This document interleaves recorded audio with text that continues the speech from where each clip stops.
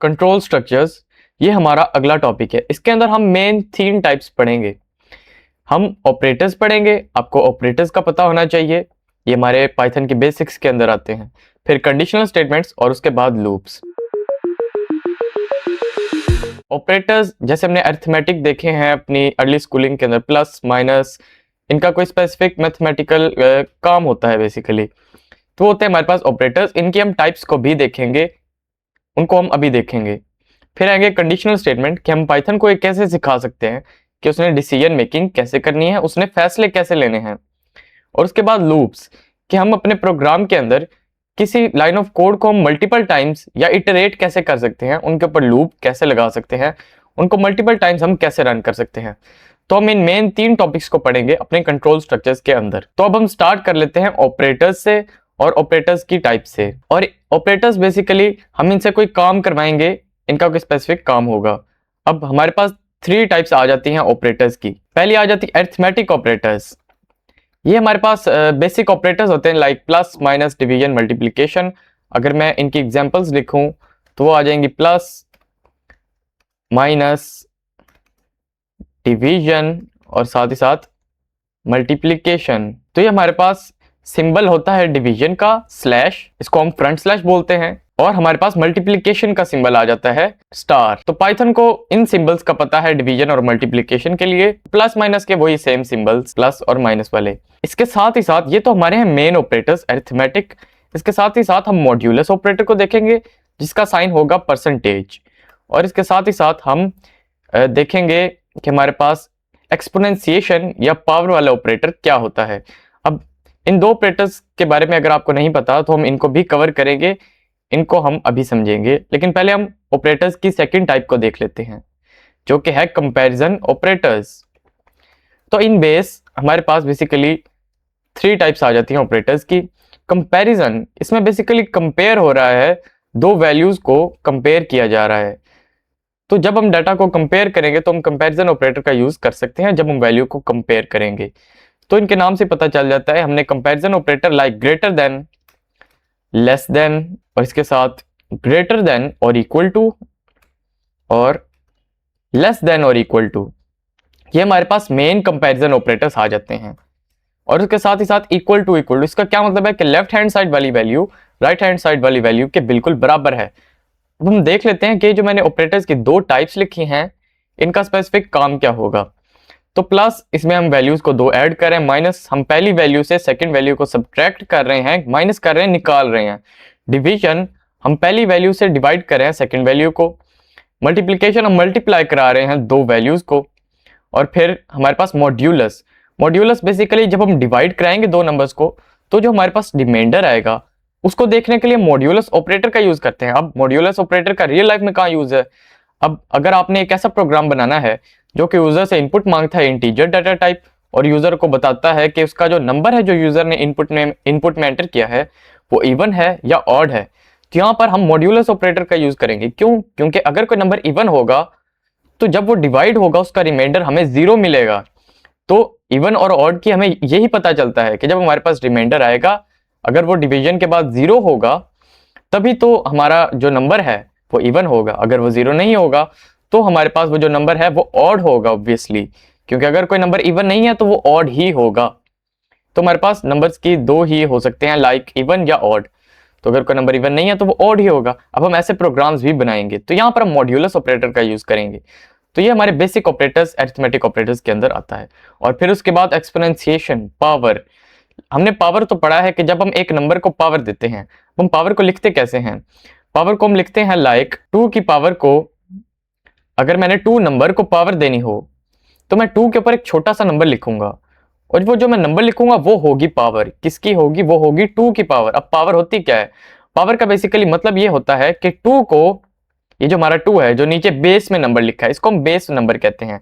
ये जो हमारा 2 है इसको बेसिकली आपने मल्टीप्लाई कराना है कितने टाइम्स? 2 टाइम्स। तो हमें पावर ये बताती है कि आपने कितने टाइम्स मल्टीप्लाई कराना है अपने 2 को। यहाँ पर मुझे 2 पावर क्या बता रही है? ये जो मेरी 2 पावर है ये बता रही है कि जो आपका नंबर है बेस में 2, इसको आपने 2 टाइम्स मल्टीप्लाई कराना है किसके साथ? इसी नंबर्स के साथ, बेस वाले नंबर्स के साथ। तो इसको हम कैसे लिखते हैं? 2 × 2। अब हम एक और एग्जांपल देख लेते हैं एक्सपोनेंशिएशन की, like 5 to the power of 3। 5 को मैंने 3 की पावर दी है। इसका क्या मतलब है कि जो हमारा 5 नंबर है इसको 5 के साथ ही 3 टाइम्स मल्टीप्लाई कराओ। 5 के साथ इसको कैसे 3 टाइम्स मल्टीप्लाई कराएंगे? 5 इंटू 5 इंटू 5। तो ये बेसिकली बेसिक मैथ है हमारे पास एक्सपोनेंशिएशन की, कि हमारे पास 3 है, इसको हम पावर कहते हैं, एक्सपोनेंशिएशन कहते हैं। किसको एक्सपोनेंशिएशन दी? हमने बेस वाले नंबर को एक्सपोनेंशिएशन दी, और उस नंबर को जो हमारी एक्सपोनेंशिएशन हो, जो हमारी पावर हो, उतने टाइम्स उस नंबर को खुद के साथ मल्टीप्लाई करा लो। तो ये होती है हमारी एक्सपोनेंशिएशन। ये हमारे पास बेसिक अरिथमेटिक ऑपरेटर्स होते हैं। और उसके बाद कंपैरिजन, कि हमने लेफ्ट हैंड साइड वाले नंबर को कंपेयर करें राइट हैंड साइड वाले नंबर्स को, या हम मल्टीपल नंबर्स को भी आपस में कंपेयर कर सकते हैं। तो जब भी आपने कंपैरिजन करना होगा नंबर्स के दरमियान, वैल्यूज के दरमियान, तो आप कंपैरिजन ऑपरेटर का यूज करेंगे। अब कंपैरिजन ऑपरेटर का हम कहाँ यूज करेंगे रियल लाइफ में? तो आपने एक ऐसा प्रोग्राम बनाना है जो यूजर से 2 नंबर्स मांगता है, इंटीजर या फ्लोट फर्क नहीं पड़ता, और इसको ये बता देता है कि वो जो नंबर है उनमें से कौन सा बड़ा है। लाइक फॉर एग्जाम्पल मैं 2 इनपुट मांग लेता हूं A और B, तो जो दूसरा नंबर है वो है फॉर एग्जाम्पल B। अब ये एक वेरिएबल है, इनके अंदर कोई वैल्यू आके स्टोर हो जाएगी जो कि यूजर इनपुट में एंटर करेगा। तो इनके अंदर कुछ डाटा है, कुछ वैल्यू है, लेकिन वो वैल्यू न्यूमेरिकल होनी चाहिए। वो वैल्यू जब तक न्यूमेरिकल होगी तभी हम उनके ऊपर कंपैरिजन ऑपरेटर लगाएंगे या अरिथमेटिक ऑपरेटर लगा सकेंगे। तो अगर तो आप जैसे एक्सपेक्ट कर रहे हैं, यानी 2 नंबर्स को आप ऐड करना चाहते हैं, तो आपके पास न्यूमेरिकल फॉर्म में आपके नंबर्स होने चाहिए, क्योंकि आपके पास जब स्ट्रिंग होगी, टेक्स्ट होगा, तो उसको आप बेसिकली ऐड नहीं कर सकते। वो हमारे पास अलग बेसिकली आपका कोड वर्क करेगा, लेकिन वो 2 इनपुट्स को बेसिकली जोड़ के लिख देगा साथ में, क्योंकि हम स्ट्रिंग कोड या टेक्स्ट को हम ऐड नहीं कर सकते, हम नंबर्स को ही ऐड कर सकते हैं। उसको हम कहते हैं कनकैटिनेशन। वो एक थोड़ा सा अलग कॉन्सेप्ट है, वो अरिथमेटिक ऑपरेटर्स के अंदर कंसीडर नहीं होगा, वो एक थोड़ा सा अलग कॉन्सेप्ट है। लेकिन अभी हम देखते हैं कंपैरिजन ऑपरेटर रियल लाइफ में कहाँ यूज होंगे। तो ए और बी 2 इनपुट्स आ गई। अब आपने चेक करना है कि इन दोनों इनपुट्स में से कौन सी बड़ी इनपुट है, यानी कौन सी वैल्यू बड़ी है। तो अगर तो नंबर्स बहुत बड़े होंगे तो ह्यूमन को तो थोड़ा मसला आ सकता है नंबर्स को कंपेयर करने में, लेकिन कंप्यूटर को मसला नहीं आएगा। आपका प्रोग्राम बिल्कुल ग्रेटली रन होगा और आपको बता देगा कि ए बड़ा है या बी बड़ा है। तो फिर हम ऐसे प्रोग्राम भी बनाएंगे। या अगर आपने पासवर्ड बनाना होता है, जब आप पासवर्ड बना रहे होते हैं गूगल के अंदर, तो अगर तो आपके पासवर्ड की जो लेंथ होती है, यानी जो कैरेक्टर्स होते हैं अपने आपके पासवर्ड के अंदर, वो जब तक 8 से बड़े नहीं होंगे ना, तो आपका पासवर्ड एक एलिजिबल पासवर्ड नहीं होगा, क्योंकि उनके सेफ्टी क्राइटेरिया होते हैं पासवर्ड के। तो उसे साइबर सिक्योरिटी को थ्रेट आ जाता है जब तक आपका पासवर्ड 8 कैरेक्टर से अगर छोटा होगा, क्योंकि हैकर्स उसको इजीली हैक कर सकेंगे। तो इसलिए ये रूल्स होते हैं जो कि हमारे ऑनलाइन जब हम लॉगिन कर रहे होते हैं तो हमारे पासवर्ड यूजुअली 8 कैरेक्टर से बड़ा होता है। तो वहां पर भी कंपैरिजन ऑपरेटर लगाया जा रहा होता है, आपकी इनपुट को कंपेयर किया जा रहा होता है 8 के साथ। जब आपकी इनपुट बड़ी होगी, उसकी लेंथ बड़ी होगी 8 कैरेक्टर्स से, तब आपका एक पासवर्ड एलिजिबल होगा, आपका पासवर्ड सही होगा। तो और भी रूल्स होते हैं आपके पासवर्ड क्रिएट करने के लिए, लेकिन मैंने आपको एक मेन रूल बताया है जो कि यूजुअली हर आपकी लॉगिन सिस्टम के अंदर या साइन इन सिस्टम के अंदर होता है जब आप अपना पासवर्ड बना रहे होते हैं। तो एक पासवर्ड क्रिएशन रूल है। तो इसके बाद अब हम देख लेते हैं लेस देन। तो यहाँ पर बेसिकली इन दोनों ऑपरेटर्स का हम यूज कर सकते हैं। अगर 8 कैरेक्टर से बड़ा नहीं होगा तो छोटा होगा, तो तब हमने क्या करना है, तब हमने यूजर को बताएंगे कि भाई आपका पासवर्ड 8 कैरेक्टर से छोटा है, प्लीज आप 8 कैरेक्टर से बड़ा पासवर्ड ट्राई करें। और ग्रेटर देन और इक्वल टू, कि जब हम चाहेंगे कि 8 के बराबर भी अगर आ जाए, कि यूजर ने अगर 8 कैरेक्टर्स अपने पासवर्ड के अंदर हैं यूजर के, तो वो भी एक एलिजिबल पासवर्ड हो। यानी 8 को जब हमने इंक्लूड करना है अपने पासवर्ड के अंदर, कि हमारे पासवर्ड की लेंथ 8 भी हो जाए तो खैर है, 8 से बड़ी ना हो, 8 भी हो जाए तो भाई हमारा कोड रन हो, उसको प्रिंट कर दो कि आपका जो पासवर्ड है वो सही है। तो ग्रेटर देन और इक्वल टू, लेस देन और इक्वल टू, तो इन दोनों का बेसिकली ये बिल्कुल डिफरेंट है। ग्रेटर देन इक्वल टू बड़ा हो या बराबर हो उस नंबर के, लाइक 8 के। लेस देन और इक्वल टू कि छोटा हो या बराबर हो। तो इक्वल टू जो कि हमारा बेसिक लास्ट कंपैरिजन ऑपरेटर है, इसको अगर हम देखें तो इसका जो बेसिक काम होगा वो चेक करना होगा कि जो नंबर्स हैं वो बिल्कुल बराबर हैं या नहीं, जो वैल्यूज हैं, जो डाटा है वो बिल्कुल बराबर है या नहीं। एग्जैक्टली बराबर का क्या मतलब है, कि अगर मेरे पास फ्लोट वैल्यू है लाइक आई से 5.5 और मेरे पास दूसरी इनपुट है वो भी है 5.5, इसको मैं थोड़ा सा साइड पे लिख लेते हैं 5.5। तो जैसे कि आप देख सकते हैं ये दोनों न्यूमेरिकल वैल्यूज, दोनों फ्लोटिंग डेटा टाइप बिल्कुल बराबर हैं। तो यहाँ पर हम डबल इक्वल टू का यूज करेंगे। अब डबल इक्वल टू ही क्यों? क्योंकि हमें पता है कि जब हम सिंगल इक्वल टू का यूज करते हैं तो वो तो हम वेरिएबल के लिए यूज करते हैं, हम वैल्यू असाइनमेंट के लिए यूज करते हैं। जब हमने वैल्यूज को कंपेयर करना होगा और दोनों वैल्यूज हमारे पास बराबर होंगी तब हम डबल इक्वल टू साइन का यूज करेंगे, क्योंकि पाइथन को डबल इक्वल टू का पता है कि ये चेक करेगा दोनों वैल्यूज या जितनी भी वैल्यूज हैं वो बराबर हैं या नहीं है। और सिंगल इक्वल टू तो वेरिएबल को डाटा असाइनमेंट, वैल्यू असाइनमेंट के लिए यूज होता है। तो हमारी वेरिएबल असाइनमेंट की होता है वो थोड़ा सा अलग काम है। तो इसलिए कंपैरिजन ऑपरेटर जो है इक्वल टू, इसको हम डबल इक्वल टू लिखते हैं जब भी आपने अपने कोड के अंदर यूज करना होगा। तो हमारे ऑपरेटर्स की लास्ट टाइप है वो है लॉजिकल ऑपरेटर्स। अब हम इनको देख लेते हैं जो कि हमारी लास्ट टाइप है। तो इसको हम प्रैक्टिकली समझेंगे तो सही समझ आएगी, क्योंकि यहाँ पर हमारे बूलियन का यूज आएगा, बूलियन डाटा टाइप का यूज आएगा और हम लॉजिकल ऑपरेटर्स को बूलियन के थ्रू समझेंगे। तो उससे पहले मैं लिख देता हूँ कि हमारे पास बेसिक क्या ऑपरेटर्स हैं हमारे लॉजिकल। तो लॉजिकल ये बेसिकली लॉजिक बनाने के लिए हम इनका यूज करेंगे, जो कि आ जाते हैं एंड और नॉट। तो हमारे पास 3 मेन ऑपरेटर्स आएंगे हमारे लॉजिकल ऑपरेटर। ये हमारे सब बेसिक ऑपरेटर्स मैं भी कवर कर रहा हूं, हम अभी एडवांस ऑपरेटर्स की तरफ नहीं जा रहे। तो ये हमारे पास बेसिक टाइप्स हैं ऑपरेटर्स की, अरिथमेटिक, कंपैरिजन और लॉजिकल। और इनकी मैंने आगे एग्जांपल्स भी लिख दी हैं, एंड और नॉट। एंड ऑपरेटर का मतलब ये है कि हमारे पास जो वैल्यूज हैं वो दोनों ट्रू आनी चाहिए, मतलब बूलियन के अंदर उनकी वैल्यू आपके पास ट्रू आनी चाहिए। तो हमारा एंड ऑपरेटर तभी आपको रन करेगा, तभी रन होगा जब हमारी जो दोनों वैल्यूज हैं वो ट्रू होंगी। तो यहां पर थोड़ा सा हो सकता है कंफ्यूजिंग हो, इसलिए अब हम इसको कोड के अंदर राइट करके देखते हैं और समझते हैं कि लॉजिकल ऑपरेटर्स को हम कोड के अंदर कहाँ यूज करेंगे। तो मैं अब अपनी VS कोड को ओपन करके अपनी फाइल में आ चुका हूं, मैंने अपने IDE को ओपन कर लिया है। तो यहाँ पर फाइल के अंदर मैं बेसिकली करने क्या वाला हूँ पहले हम वो समझ लेते हैं, उसका थोड़ा सा ओवरव्यू कर लेते हैं। तो मैं वेरिएबल बनाऊंगा और उसके अंदर मैं ट्रू रख दूंगा, ट्रू को एज डाटा में रख दूंगा। तो यहाँ पर मैं बूलियन डाटा टाइप का यूज करने वाला हूँ और हम इन लॉजिकल ऑपरेटर्स को रन करके देखेंगे, उनको खुद क्रिएट करके देखेंगे लॉजिकल ऑपरेटर्स को, प्रैक्टिकली अप्लाई करके समझेंगे कि उनके पीछे की लॉजिक कैसे वर्क करती है। तो मैं पहला वेरिएबल क्रिएट कर देता हूँ a और इसके अंदर मैं true Boolean data type return कर देता हूं। मैंने इसके अंदर ट्रू वैल्यू स्टोर कर दी है अपने a वेरिएबल के अंदर। अब a के साथ साथ मैं एक और वेरिएबल क्रिएट करने लगा हूं b, इसके अंदर भी मैंने ट्रू वैल्यू स्टोर की है, ट्रू डाटा टाइप स्टोर की है जो कि एक बूलियन डाटा टाइप है। तो यहां तक तो कोई प्रॉब्लम नहीं आनी चाहिए, क्योंकि यहाँ पर बस मैंने वेरिएबल क्रिएट किया और मैंने डाटा असाइनमेंट की है और डाटा की जो टाइप है वो है बूलियन और दोनों केसेस में मैंने ट्रू स्टोर किया है। तो यहां तक तो बस यही हो रहा है।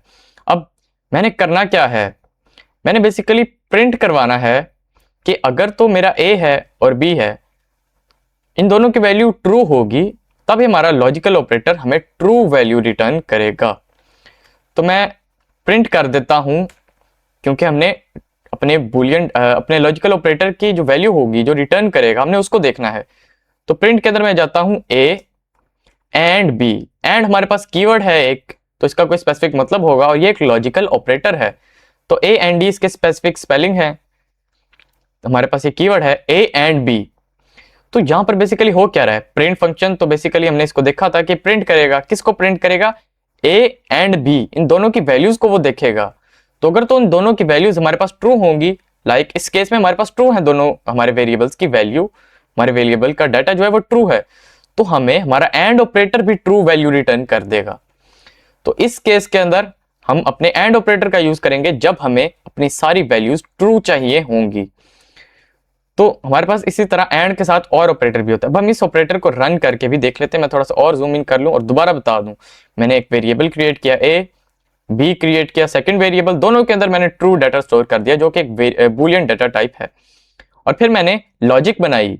लॉजिक क्या बनाई कि भाई पाइथन चेक करो a और b ये जो दोनों वेरिएबल्स हैं, वेरिएबल बस कंटेनर्स, इन कंटेनर्स के अंदर जो डाटा है वो डाटा अगर तो ट्रू है इस केस के अंदर जैसे, तो भाई एंड ऑपरेटर हमारा रन होगा और वो भी हमें ट्रू वैल्यू रिटर्न कर देगा, वरना अगर एक भी वैल्यू फॉल्स होगी तो हमें फॉल्स आएगा। अब हम इस केस को रन करके देखते हैं। तो मैंने अपनी प्ले वाले बटन को क्लिक किया और मेरी टर्मिनल विंडो होके हमारी फाइल हो चुके रन, और आप देख सकते हैं मुझे ट्रू वैल्यू हमारे एंड ऑपरेटर ने रिटर्न की है। अब ये ट्रू वो वैल्यू नहीं है जो मैंने वेरिएबल के अंदर स्टोर की है, ये वो वैल्यू आई है जो लॉजिकल ऑपरेटर रन होने के बाद, लॉजिक क्रिएट होने के बाद जो हमने लॉजिक बनाई थी, तब हमारे एंड ऑपरेटर ने हमें वैल्यू रिटर्न की। कि हमने चेक किया कि ए वेरिएबल उसकी वैल्यू ट्रू है, और साथ ही साथ एंड बी के भी वेरिएबल को चेक करो उसकी वैल्यू भी ट्रू है या नहीं है। अब मैं बी की वैल्यू को फॉर एग्जांपल फॉल्स रख दूं तो क्या होगा, तो मुझे मेरा एंड ऑपरेटर भी फॉल्स रिटर्न करेगा। तो हम इसको रन करके देखते हैं, क्योंकि हमने देख लिया कि एंड ऑपरेटर जब हमें ट्रू रिटर्न करेगा तो उसका एक क्राइटेरिया होगा। तो आप देख सकते हैं उसने मुझे फॉल्स रिटर्न किया है। तुम्हारा एंड ऑपरेटर हमें सिर्फ तभी ट्रू वैल्यू रिटर्न करेगा जब हमारी वेरिएबल के अंदर जो डाटा है वो दोनों ट्रू होंगी, वो हमें 1 आएंगी। तो हम ट्रू को 1 कहते हैं और फॉल्स को 0। तो अब अगर मैं इसके अंदर अगेन ट्रू रख दूं और ए के अंदर मैं फॉल्स रख दूं तो क्या होगा, तो अगेन हमें फॉल्स वैल्यू ही हमारा एंड ऑपरेटर, हमारा लॉजिकल ऑपरेटर रिटर्न करेगा, क्योंकि यहां पर मैंने बेसिकली दोनों वैल्यूज मैंने ट्रू स्टोर नहीं किया अपने वेरिएबल के अंदर, तो उसने मुझे फॉल्स रिटर्न कर दिया अगेन। तो मैं दोबारा दिखा दूं एक बार यहां पर ट्रू वैल्यू अपने ए के अंदर, ए वेरिएबल के अंदर ऐड करके, तो यहां पर हमारा basically Boolean data type use होगी। तो अब हम दोबारा इस कोड को रन करके देख लेते हैं। तो मेरे टर्मिनल विंडो पॉपअप हुई और आप देख सकते हैं उसने मुझे अब ट्रू रिटर्न कर दिया है, जो कि मुझे वैल्यू आई। मेरे प्रिंट फंक्शन ने मुझे शो कराया, डिस्प्ले कराया कि ए और बी इन दोनों के अंदर वैल्यू ट्रू है, तो मुझे ट्रू वैल्यू रिटर्न होगी। तो हमारा एंड ऑपरेटर तो सिंपली ये था। अब हमारा और ऑपरेटर और नॉट ये कैसे वर्क करते हैं, इनके पीछे की लॉजिक है, अब हम उसको भी देख लेते हैं। यहां पर तो बेसिकली बस मैंने वेरिएबल के अंदर डाटा स्टोर कर दिया है, लेकिन हम इसको प्रैक्टिकली देखें कि रियल वर्ल्ड में इसका कहाँ यूज है, तब आपको क्लियर अंडरस्टैंडिंग हो जाएगी हमारे ऑपरेटर्स, लॉजिकल ऑपरेटर्स की, क्योंकि ये अरिथमेटिक और कंपैरिजन ऑपरेटर से बिल्कुल डिफरेंट हैं। तो हमारे बी के अंदर अगर मैं फॉल्स वैल्यू स्टोर कर दूं और मैं और को देखूं, और ऑपरेटर में रन करूं, तो और ऑपरेटर हमारा ट्रू वैल्यू में तब रिटर्न करेगा कि हमारे वेरिएबल्स के अंदर में से एक ना एक वैल्यू, कम से कम मिनिमम हमारी एक वैल्यू ट्रू होनी चाहिए। जैसे इस केस के अंदर हमारी एक वैल्यू जो कि मैंने ए के अंदर स्टोर की है वो मैंने ट्रू स्टोर की है, तो क्योंकि हमारी वैल्यू एक ट्रू है और मैंने और ऑपरेटर का यूज किया है, और ऑपरेटर ये लॉजिक चेक करेगा कि हमारी जो वेरिएबल के अंदर जो वैल्यू है उनमें से एक ना एक कम से कम ट्रू होनी चाहिए। तो यहां पर जैसे इस केस के अंदर एक वैल्यू हमारी ट्रू है, ए वेरिएबल के अंदर वाली वैल्यू, तो हमें ट्रू वैल्यू हमारा और ऑपरेटर रिटर्न करेगा। अब हम इसको भी रन करके देखते हैं। तो बस मैंने वहां पर ऑपरेटर को ही चेंज किया है, तो अब देख सकते हैं उसने मुझे ट्रू रिटर्न किया है।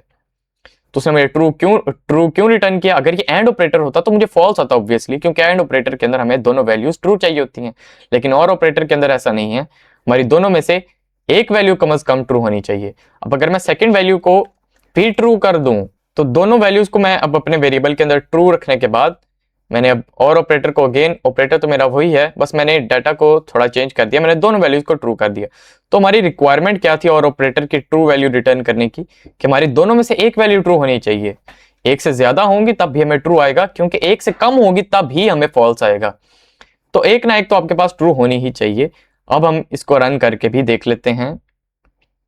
तो उसने मुझे ट्रू रिटर्न ही किया है। तो इससे हमें क्या पता चलता है कि और ऑपरेटर के अंदर हम बेसिकली क्या कर रहे होते हैं कि हमारी जो दोनों में से एक वैल्यू होती है वो जब हमें ट्रू आएगी तब हमें ट्रू रिटर्न हो जाएगा, अगर एक से ज्यादा होगी तब भी हमें ट्रू ही आएगा, क्योंकि रिक्वायरमेंट ये है कि एक से कम ना हो, एक से ज्यादा जितनी मर्जी हो जाए, तो तब हमें ट्रू आएगा बेसिकली। तो ये हमारा और ऑपरेटर था। अगर मैं दोनों के अंदर फॉल्स रख दूं तो हमारी रिक्वायरमेंट और ऑपरेटर को ट्रू रिटर्न करने की बेसिकली नहीं होंगी सही। तो मैंने दोनों के अंदर फॉल्स वैल्यू स्टोर कर दी, तो हमारा और ऑपरेटर चेक करेगा कि ए और बी में से एक ना एक वैल्यू हमारे और ऑपरेटर को ट्रू चाहिए, तभी हमारा और ऑपरेटर हमें ट्रू वैल्यू रिटर्न करेगा। तो मैंने दोनों फॉल्स कर दी, तो मुझे फॉल्स आना चाहिए क्योंकि यहाँ पर हमारी ट्रू वाली रिक्वायरमेंट सही नहीं हो रही, तो उसने मुझे फॉल्स रिटर्न कर दिया। तो ये था हमारा और ऑपरेटर। अब नॉट ऑपरेटर इन दोनों ऑपरेटर से थोड़ा डिफरेंट है। वो क्या करता है, वो बस ये चेक करता है कि जो हमारी वैल्यूज है वो बेसिकली हमारी जो वैल्यू है वो आपके पास एक तो एक वैल्यू होनी चाहिए और वो भी फॉल्स होनी चाहिए। ठीक है, जैसे मैंने एक अब वेरिएबल क्रिएट कर लिया है और उसकी वैल्यू को मैंने फॉल्स रख दिया है। तो नॉट ऑपरेटर की क्या रिक्वायरमेंट है, नॉट ऑपरेटर आपका तभी आपको ट्रू वैल्यू रिटर्न करेगा जब आपकी जो वेरिएबल के अंदर जो वैल्यू आपने रखी है, जैसे मैंने फॉर एग्जांपल यहाँ पर फॉल्स रख दी, वो वैल्यू आपकी फॉल्स होनी चाहिए, 0 होनी चाहिए, तभी आपका नॉट ऑपरेटर आपको ट्रू वैल्यू रिटर्न करेगा। तो इसका सिंटैक्स थोड़ा सा डिफरेंट है एंड और ऑपरेटर से। वो किस तरह है, आपने अपना कीवर्ड यूज करना है जो कि है NOT नॉट, और उसके बाद आपने अपने वेरिएबल का नाम बेसिकली दे देना है नॉट बी। ये लॉजिक यहाँ पर क्या बन रही है कि नॉट बी पाइथन हमें रिटर्न प्रिंट कराएगा, शो कराएगा, डिस्प्ले कराएगा ट्रू। क्यों? क्योंकि यहाँ पर हमारी रिक्वायरमेंट ट्रू की, नॉट की ट्रू, वो ये है कि हमारी जो वेरिएबल है बी उसके अंदर फॉल्स होना चाहिए, 0 वैल्यू होनी चाहिए, तभी हमारा नॉट ऑपरेटर हमें ट्रू वैल्यू रिटर्न करेगा। अब हम इसको भी रन करके देख लेते हैं। तो अब मेरी फाइल होगी रन और उसने मुझे ट्रू वैल्यू रिटर्न कर दी, उसने मेरे ट्रू प्रिंट करवा दिया। तो ये था हमारा नॉट ऑपरेटर। अब अगर मैं इसको ट्रू यहाँ पर मैं ट्रू स्टोर कर दूं अपने बी वेरिएबल के अंदर, तो मेरा नॉट ऑपरेटर क्या करता है, वो मुझे फॉल्स रिटर्न करेगा। तो मैं इसको रन करके तो आप देख सकते हैं उसने मुझे फॉल्स रिटर्न किया है। तो ये था हमारा नॉट ऑपरेटर। तो हमने इन तीनों ऑपरेटर्स को प्रैक्टिकली समझा है। अगर आपके अभी कुछ कॉन्सेप्ट्स क्लियर नहीं हुए, तो जब हम इनको रियल वर्ल्ड प्रोग्राम्स के साथ इनको हम ऐड करेंगे तो हमारा प्रोग्राम और एफिशिएंट भी बनेगा, साथ ही साथ आपके ये कॉन्सेप्ट्स वहां पर क्लियर होंगे। तो अब हम स्टार्ट करते हैं अपना कंडीशनल स्टेटमेंट, क्योंकि आपको कंडीशनल स्टेटमेंट के लिए आपको ऑपरेटर्स आने चाहिए।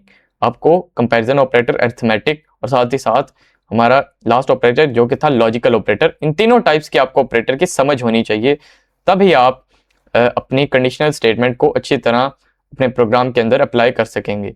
तो हम कंडीशनल स्टेटमेंट को देख लेते हैं। तो कंट्रोल स्ट्रक्चर स्टार्ट करने से पहले ऑपरेटर्स हमारे प्री रेक्विजिट था, ये आपको मस्ट आने चाहिए कंट्रोल स्ट्रक्चर यानी कंडीशनल स्टेटमेंट्स और लूप्स पर जाने से पहले। तो अब हम कंडीशनल स्टेटमेंट्स को देख लेते हैं इन डेप्थ में जाकर। हम इसको प्रैक्टिकली क्लियरली आपको अंदाजा हो जाएगा। अगर आपको लॉजिकल ऑपरेटर्स की भी सही से नहीं समझ लगी तो प्रैक्टिकल सारे कॉन्सेप्ट्स क्लियर हो जाएंगे। प्रैक्टिकल क्योंकि ज्यादा समझ आती है जब हम प्रैक्टिकली अप्लाई करते हैं। तो हमारे पास जो कंडीशनल स्टेटमेंट्स हैं वो बेसिकली डिसीजन मेकिंग के लिए यूज होती हैं। जब हम पाइथन को ये सिखा देते हैं कि फैसले कैसे लेने। अब आप डेली लाइफ में तो रोज डिसीजन लेते हैं, जैसे आपने डिसीजन लिया कि आपने वीडियो देखनी है, आपने एआई लर्न करना है कि एआई कैसे क्रिएट करें, तो आपने फैसला लिया। तो पाइथन को कैसे सिखाना है कि वो फैसले कैसे ले, तो हमें पाइथन ने इफ, एल्स और एल इफ, ये हमें 3 स्टेटमेंट्स दे दी हमारी डिसीजन मेकिंग के लिए, कि जब आपने डिसीजन मेकिंग करनी होगी, फैसले लेने होंगे, जो अपने रूल्स डिफाइन करने होंगे, तब आप इफ, एल्स और L if in conditional statements का यूज करेंगे। तो अब हम इनके स्ट्रक्चर को भी देख लेते हैं। अब इसका एक स्पेसिफिक सिंटैक्स होगा, रूल्स होंगे जिसके थ्रू आपको राइट करना पड़ेगा कंडीशनल स्टेटमेंट को। तो अब अगर मैं राइट करूं स्ट्रक्चर अपने इफ और एल इफ का, क्योंकि इन दोनों का बस कीवर्ड डिफरेंट है, बकाया स्ट्रक्चर सेम होगा। जब आपने पहली कंडीशन क्रिएट करनी होगी तब आप इफ का यूज करेंगे, यानी कि उससे पहले आपकी कोई कंडीशन नहीं है, उससे पहले आपने कोई सिचुएशन के अंदर कंडीशन नहीं लेनी, तो आपकी फर्स्ट जब कंडीशन होगी तो आप इफ लगाएंगे। और उसके बाद अगर आपने मल्टीपल कंडीशंस विद सिचुएशंस लिखनी होंगी तो आप एलिफ का यूज करेंगे, वरना आप एल्स का यूज करेंगे। अब एल्स आपकी फाइनल कंडीशनल स्टेटमेंट होती है। इसका हम तब यूज करते हैं बेसिकली जब हमें कंफर्म होता है, प्रोग्रामर को कंफर्म होता है कि हमारी बाकी कंडीशनल स्टेटमेंट हो चुकी है फेल, यानी कि बाकी सिचुएशंस में से कोई भी नहीं ट्रू हुई, उनमें से कोई भी नहीं थी सही।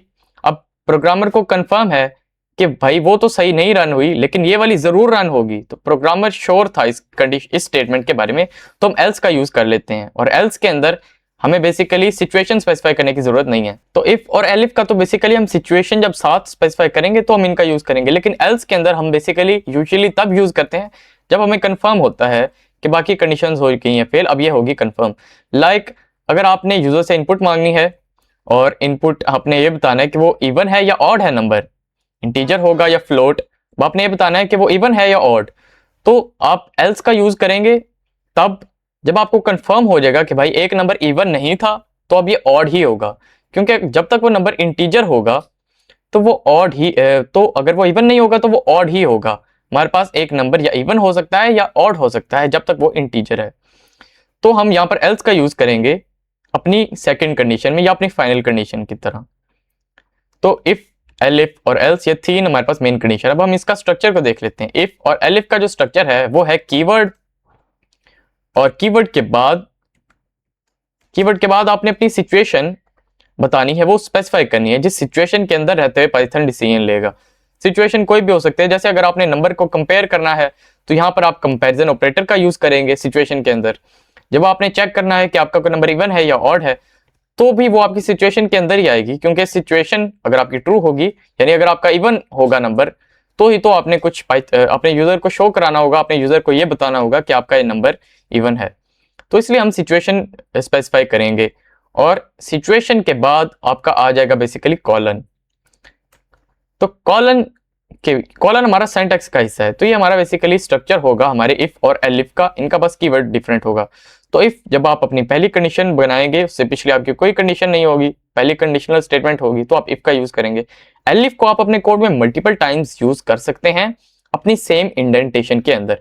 अब इंडेंटेशन क्या होती है, अब आपने कॉलन के बाद इंडेंटेशन देनी है। इंडेंटेशन क्यों देनी है, इंडेंटेशन बेसिकली होती है 4 स्पेसेस, या एक बार आप टैब प्रेस कर दें तो आपकी इंडेंटेशन आ जाएगी। ये इंडेंटेशन होती क्या है, इंडेंटेड लाइन ऑफ कोड जो होती है यानी जो 4 स्पेसेस या एक टैब के बाद लिखी होगी तो वो लाइन सिर्फ तभी रन होगी जब हमारी वो जिसके अंदर इंडेंट हुई है वो जब हमारे पास ट्रू होगी। लाइक कंपैरिजन करेंगे नंबर्स का और जब हमारे पास जो नंबर होगा वो अगर इवन आ गया है तो फिर हमने क्या करना है, तो इवन आने के बाद अगर यूजर को इनपुट एंटर कर दे, लाइक यूजर एंटर कर दे कोई नंबर 7, अब हमने ये चेक करना है कि 7 इवन है या ऑड है, तो हम कीवर्ड लिख देंगे इफ अगर आपकी पहली कंडीशन है, और फिर उसके बाद हम सिचुएशन लिख देंगे कि इफ भाई इफ हमारा आ गया कीवर्ड की जगह, सिचुएशन में लिख देंगे ये 7 को बेसिकली हमने स्टोर कर दिया n के नंबर, n हमने वेरिएबल के अंदर क्रिएट किया, उसके अंदर हमने स्टोर कर दिया 7 को। 7 एक नंबर, हमने ये चेक करना है कि इवन है या ऑड है। तो उसके लिए हम इफ कीवर्ड के बाद अपनी सिचुएशन बताएंगे। इफ n हमारी ये सिचुएशन है, कीवर्ड तो बस इतना था, आगे हम सिचुएशन बता रहे हैं जिसके अंदर रहते पाइथन डिसीजन मेकिंग करेगा। सिचुएशन है इफ n मॉड्यूलस 2, तो इसका क्या मतलब है, मॉड्यूलस 2 का मतलब ये है कि अगर जब आप n को डिवाइड करेंगे 2 पे और जो रिमाइंडर आएगा वो आए 0, तब आपने प्रिंट करना है अपने पाइथन, आपने प्रिंट करा देना यूजर को कि आपका नंबर इवन है। अगर वो नहीं आएगा तो वो बेसिकली ऑड होगा। तो मॉड्यूलस ऑपरेटर क्या चेक करता है, रिमाइंडर को चेक करता है। किसके रिमाइंडर को यहाँ पर चेक करेगा, यहाँ पर n यानी 7 डिवाइड बाई 2 इसके रिमाइंडर को चेक करेगा। तो यहाँ पर मैं कंडीशन क्या लगा रहा हूँ कि अगर n जो नंबर है, नंबर डिवाइड बाई 2 एक कांस्टेंट है, इसको जब हम डिवाइड करेंगे तो वो इक्वल टू 0 आ जाए। यहाँ पर मैंने एक और कंपैरिजन ऑपरेटर का यूज कर लिया, यहाँ पर मैंने अरिथमेटिक ऑपरेटर का यूज किया था जो कि था मॉड्यूलस। यहाँ पर मैंने परसेंटेज वाला सिंबल यूज किया है, डिवीजन वाला नहीं है, क्योंकि डिवीजन के अंदर तो हम 2 नंबर्स को डिवाइड कर रहे हैं। मॉड्यूलस ऑपरेटर का जब हम यूज करते हैं जो कि एक परसेंटेज वाला बेसिकली सिंबल है, वो ये चेक करता है कि नंबर का जो रिमाइंडर है वो क्या आ रहा है। हम जब रिमाइंडर देखेंगे तो हम मॉड्यूलस ऑपरेटर का यूज करेंगे। तो इफ n मॉड्यूलस 2 इक्वल 0, यहाँ पर लॉजिक क्या बन रही है, तो यहाँ पर लॉजिक बन रही है कि अगर नंबर मॉड्यूलस 2 कि जब हम नंबर को 2 पे डिवाइड करेंगे और जो हमारे पास रिमाइंडर आएगा वो आएगा 0, वो आएगा 0, वो मैं यहाँ पर स्पेसिफाई कर रहा हूँ। तो अगर वो 0 आ जाएगा तो वो नंबर होगा इवन। तो अगर मेरे पास एक नंबर है लाइक 10, तो पाइथन को कैसे पता चलेगा कि जो 10 है ये इवन है या ऑड है। तो जब हमने पाइथन को बताना होगा कि नंबर इवन है या ऑड है, तब हम चेक करेंगे इसका रिमाइंडर। रिमाइंडर कैसे चेक करेंगे, हम 10 को बेसिकली डिवाइड कर देंगे अपने 2 से, क्योंकि हमारा रूल होता है कि हम हर नंबर को 2 पे डिवाइड करते हैं और रिमाइंडर चेक करते हैं। तो 5 आ जाएगा हमारा यहाँ पर आंसर, और हमारे पास बेसिकली रिमाइंडर आ चुका है हमारा 0, क्योंकि 2 5 हमारे पास होता है 10 और रिमाइंडर आ गया 0। यहाँ पर हमें ये 0 बता रहा है, ये जो रिमाइंडर है जो कि हमें मॉड्यूलस 2 के बाद मिलेगा, वो ये बता रहा है कि हमारे जो 10 है वो है इवन। अगर ये रिमाइंडर हमारे पास कुछ और होता, 0 ना होता, तब होता हमारे पास ऑड नंबर। तो बेसिकली जब आपका नंबर मॉड्यूलस 2 यानी जब आपका रिमाइंडर 0 ना आए, तब आपका जो नंबर है वो होगा ऑब्वियसली ऑड। तो यहाँ पर बेसिकली हम इफ का पहले यूज करेंगे और उसके बाद हम सिचुएशन स्पेसिफाई करेंगे। तो अब हम इनको प्रैक्टिकली अप्लाई करते हैं, खुद के प्रोग्राम्स बनाते हैं जिसमें हम पाइथन को सिखाएंगे कि वो फैसले कैसे ले सकता है। तो यहाँ पर मैं अपने VS कोड में वापस आ चुका हूँ और यहाँ पर मैंने बस कमेंट ऐड कर दिया है इफ, एलिफ और एल्स। यहाँ पर हम इंडेंटेशन को भी और कंडीशनल स्टेटमेंट को प्रैक्टिकली अच्छे से समझेंगे। तो अब सबसे पहले हम यूजर से इनपुट मांग लेते हैं एक नंबर, और हम इवन और ऑड वही प्रोग्राम बनाएंगे। तो यहाँ पर इस प्रोग्राम को बेसिकली हम कहते हैं पैरिटी चेक, कि हमारा जो नंबर है वो इवन है या ऑड है। इस प्रोग्राम का ये नाम होता है पैरिटी चेक। इसका हम बनाएंगे कंडीशनल स्टेटमेंट और अपने ऑपरेटर्स का यूज करते हुए। सबसे पहले हम यूजर से इनपुट मांग लेते हैं एक नंबर। मैंने एक वेरिएबल का नाम क्रिएट कर दिया, इसको वैल्यू असाइनमेंट कर रहा हूं मैं, सिंगल इक्वल टू का यूज कर लिया। इंटीजर डाटा टाइप होगी, ये मैंने स्पेसिफाई कर दिया। उसके बाद मैंने इनपुट क्योंकि मैं मांग रहा हूं इसलिए मैंने इनपुट फंक्शन का यूज कर लिया। और उसके बाद मैं एक प्रॉम्प्ट डिस्प्ले करा रहा हूं, enter a number, enter an integer, क्योंकि हम इंटीजर को चेक करेंगे वो इवन है या ऑड है। Enter an integer to check. अब यहां पर मेरी लाइन जो है वो आगे आगे जाती जा रही है, वो लंबी होती जा रही है। तो यहां पर आप एक बार अगर एंटर प्रेस कर दें तो यहां पर भी आप लिख सकें, वो ऑटोमेटिकली इसने स्लैश को ऐड कर दिया और ऑटोमेटिकली ये सिंटैक्स ऐड कर दिया। तो इसके बारे में आपको परेशान होने की जरूरत नहीं है। अगर आप नहीं चाहते कि आपकी लाइन कंटिन्यू होती रहे और इस तरह आगे लंबी जाती रहे, तो आप बस एक बार एंटर प्रेस कर दें तो वो लाइन नीचे आ जाएगी। यहाँ पर आप इक्वल टू के अंदर टाइप कर सकते हैं जो भी, enter an integer to check if it is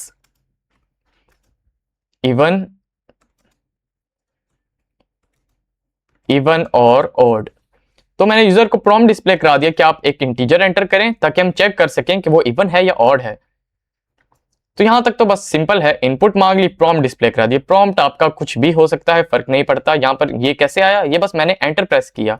तो अगर आप इसको नहीं चाहते तो आप इस तरह भी कर सकते हैं, लेकिन बस आप याद रखें ये लाइन एक लंबी हो गई है और प्रोग्रामर को बस व्यू करने के लिए इसको लंबा करना पड़ेगा। तो ये थोड़ा सा, या आप जूम आउट भी कर सकते हैं, लेकिन फिर आपको क्लियर नजर नहीं आएगा। तो यहाँ पर बस मैं एंटर प्रेस कर देता हूँ ताकि क्लियरली नजर आ सके यहाँ पर हो क्या रहा है। तो नंबर मांगने के बाद हमने नंबर भी स्टोर कर लिया अपने वेरिएबल के अंदर। डाटा टाइप क्या होगी, इंटीजर। अब हम कंडीशन लगाएंगे किसके ऊपर, हमने इस वेरिएबल के ऊपर कंडीशन लगानी है। तो हमारा कीवर्ड आ जाएगा, क्योंकि हमारी पहली कंडीशन है, इसके पीछे मैंने कहीं भी कंडीशनल स्टेटमेंट का यूज नहीं किया। लाइक आप इस देख सकते हैं कि इसके पीछे मैंने इफ, एलिफ और एल्स का यूज नहीं किया। ये मेरी कमेंट है, अगेन ये साइलेंट लाइन है, इसको पाइथन इग्नोर करेगा, इसका प्रोग्रामर के साथ ताल्लुक है। ये बस मैंने टॉपिक का नाम लिख दिया यहाँ पर, इफ, एलिफ और एल्स। तो इफ के बाद आएगी हमारी सिचुएशन कि भाई अगर जो है नंबर वो मॉड्यूलस 2, कि जब हम उसको डिवाइड करें 2 पे और हमारा जो रिमाइंडर है वो आ जाए 0, इक्वल टू 0। तो इक्वल टू का मतलब है कि जब हम रिमाइंडर आए 0 तब प्रिंट कर दो वो नंबर है इवन। तो यहां पर जैसे ही आप एंटर करेंगे कॉलन के बाद तो आपके पास इंडेंटेशन ऑटोमेटिकली आ गई। अब ये इंडेंटेड लाइन तभी रन होगी जब जो नंबर होगा वो होगा इवन। तो अब इवन नंबर आने के बाद हमने क्या करना है, हमने यूजर को ये बताना है कि आपका नंबर इवन है। तो इंडेंटेड लाइन में हम ये बताएंगे, यानी इंडेंटेड लाइन हमारी तब इग्नोर हो जाएगी जब हमारे पास इवन नंबर नहीं होगा। पाइथन इस इंडेंटेड लाइन को रन नहीं करेगा। तो यहाँ पर मैंने ऑपरेटर्स की किन टाइप्स को यूज किया, यहाँ पर मैंने अरिथमेटिक ऑपरेटर्स और कंपैरिजन ऑपरेटर्स का यूज किया। यहाँ पर मैंने लॉजिकल ऑपरेटर्स का भी यूज नहीं किया, उसको हम अगले प्रोग्राम में यूज करेंगे। लेकिन अभी हम इन्हीं ऑपरेटर्स की टाइप को देख लेते हैं। प्रिंट नंबर इज इवन, अगर आपने वो जो यूजर ने नंबर एंटर किया है वो भी इसको शो कराना है तो आप स्ट्रिंग का यूज करके उस वेरिएबल को लिखते हैं, अपने वेरिएबल की वैल्यू पास करते हैं। यहाँ पर क्या होगा कि वो उस नंबर की वैल्यू को जो कि यूजर एंटर करेगा इनपुट में उसको एक्सेस करेगा, उसको रिट्रीव करेगा और उसको यहाँ पर आके प्रिंट कर देगा। और उसके बाद इज इवन, कि ये लाइन तभी रन होगी जब हमारा नंबर इवन होगा। और इवन कैसे होगा वो मैंने कंडीशन के अंदर बता दिया है कि if number modulus 2 equals to 0, कि अगर जो नंबर है उसका रिमाइंडर 2 पे डिवाइड करने के बाद वो 0 आ जाए, नंबर मॉड्यूलस 2 डिवाइड करने के बाद 2 पे रिमाइंडर जो है वो हमारा 0 आ जाए। तो उसके बाद मैंने कॉलन लिख दिया, ये हमारा सिंटैक्स था। उसके बाद मैंने इंडेंटेशन दे दी और उसके बाद मैंने प्रिंट करवा दिया, जो कि तभी रन होगा जब हमारे पास ये कंडीशन ट्रू होगी। तो आप अपने कोड के अंदर जो पहली कंडीशन होगी वो इफ का यूज करेंगे और सेकंड कंडीशन के अंदर आप एल्स का तब यूज करेंगे जब आपको कंफर्म होगा कि वो नंबर अगर इवन नहीं था तो ऑड था। तो अब मैं यूज कर लेता हूं एल्स का। यहाँ पर मैंने एल्स का क्यों यूज किया, यहाँ पर मैं एलिफ का भी यूज कर सकता था, लेकिन एक बार हम एल्स का यूज करके अपने कोड को रन करके देखेंगे। एल्स कॉलन, एल्स के अंदर मैंने बताया था कि हम सिचुएशन नहीं स्पेसिफाई करेंगे, क्योंकि एल्स के अंदर प्रोग्रामर को श्योर होता है, प्रोग्रामर को कंफर्म होता है कि हमारा जो नंबर है इस केस के अंदर वो इवन नहीं था तो ऑड ही होगा। तो हमारी अब अगली कंडीशन जो है वो है एल्स कंडीशन। लेकिन अब हम पाइथन को क्योंकि हम इंग्लिश की तरह रीड कर सकते हैं ऑलमोस्ट, तो हम इस लाइन ऑफ कोड को इंग्लिश में कैसे रीड करेंगे। मैं पाइथन को बेसिकली क्या कह रहा हूँ, अगर मैं अपनी नॉर्मल लैंग्वेज में फॉर एग्जांपल उर्दू के अंदर मैं बात करूँ, मैं पाइथन को कह रहा हूँ अगर नंबर मॉड्यूलस 2 कि जब आप नंबर को डिवाइड करोगे 2 पे और रिमाइंडर आए, रिमाइंडर क्या आए 0, कि भाई अगर आपका रिमाइंडर 0 आ जाए नंबर को 2 पे डिवाइड करने के बाद, तो यूजर को प्रिंट कर दो। सिर्फ तब ही प्रिंट करना जब हमारा रिमाइंडर 0 आए, मतलब मैंने इंडेंटेशन ऐड कर दी। प्रिंट क्या करना कि नंबर, वो नंबर जो यूजर ने इनपुट में ऐड किया है, इज इवन। क्योंकि इवन क्यों होगा, क्योंकि जब भी हमारे पास नंबर, किसी भी नंबर को हम जब 2 पे डिवाइड करते हैं तो हमारे रिमाइंडर से ही हमें पता चलता है कि हमारा नंबर इवन है या ऑड।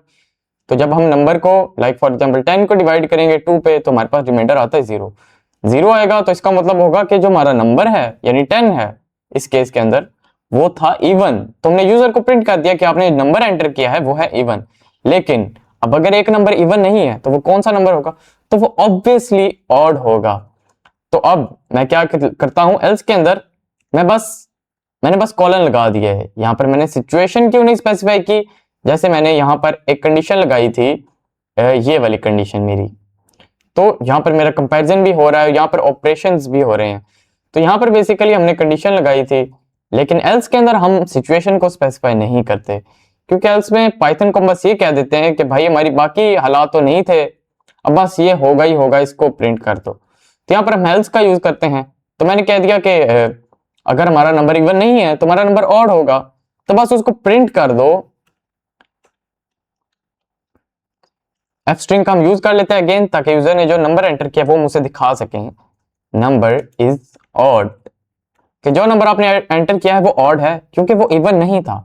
हमने सिर्फ कंडीशन इवन पे लगाई, हमने मॉड्यूलस ऑपरेटर का अपने इस कंडीशन के अंदर यूज किया कि वो 0 के बराबर आ जाए, लेकिन अगर वो 0 के बराबर नहीं आता तो वो ऑड होगा। तो ये सिंपल सा प्रोग्राम है, इसके अंदर कोई इतना कॉम्प्लिकेटेड नहीं है, कोई इतनी कॉम्प्लेक्सिटी नहीं है अभी हमारे कोड के अंदर।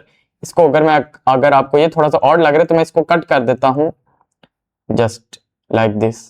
तो हमारा कोड, अगर आपको उसकी वजह से प्रॉब्लम आ रही तो अब नहीं आएगी, क्योंकि वो बस मैंने यहाँ पर हमारी लाइन लेंथी होती जा रही थी, तो बस मैंने यहाँ पर क्या किया, मैंने यहाँ पर बस एंटर प्रेस किया, एंटर वाली की को प्रेस किया, ये स्लैश और ये कॉमा पाइथन ने ऑटोमेटिकली ऐड कर दिया सिंटैक्स के तौर पर, क्योंकि हमने नेक्स्ट लाइन की तरफ गए हैं।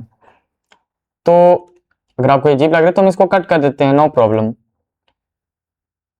तो ये था हमारा सिंपल सा प्रोग्राम। अब हम इसको रन करके भी देख लेते हैं। और अब हम प्रोग्रामर बन के, तो हमने कोड क्रिएट कर लिया, तो हम यूजर बन के अपने कोड को टेस्ट करते हैं। Enter an integer to check if it is even और ऑड। मुझे प्रॉम्प्ट डिस्प्ले कराया गया, यूजर को बता दिया गया कि आपसे इनपुट सेक्शन में आपसे नंबर मांगा जा रहा है जो कि इंटीजर डाटा टाइप का होना चाहिए, ताकि हमारा प्रोग्राम बता सके कि नंबर इवन है या ऑड है। लाइक अगर मैं एंटर कर दूं 19 और मैं एंटर कर दूं तो 19 इज ऑड, क्योंकि हमें पता है 19 एक ऑड नंबर है, 19 इवन नहीं है। तो यहां पर एल्स वाली लाइन रन हुई थी, तो जो कंडीशन हमारी ट्रू होगी तो ऑब्वियसली वही लाइन हमारी रन होगी, बाकी लाइंस हमारी इग्नोर हो जाएंगी। तो enter an integer to check if it is even और ऑड।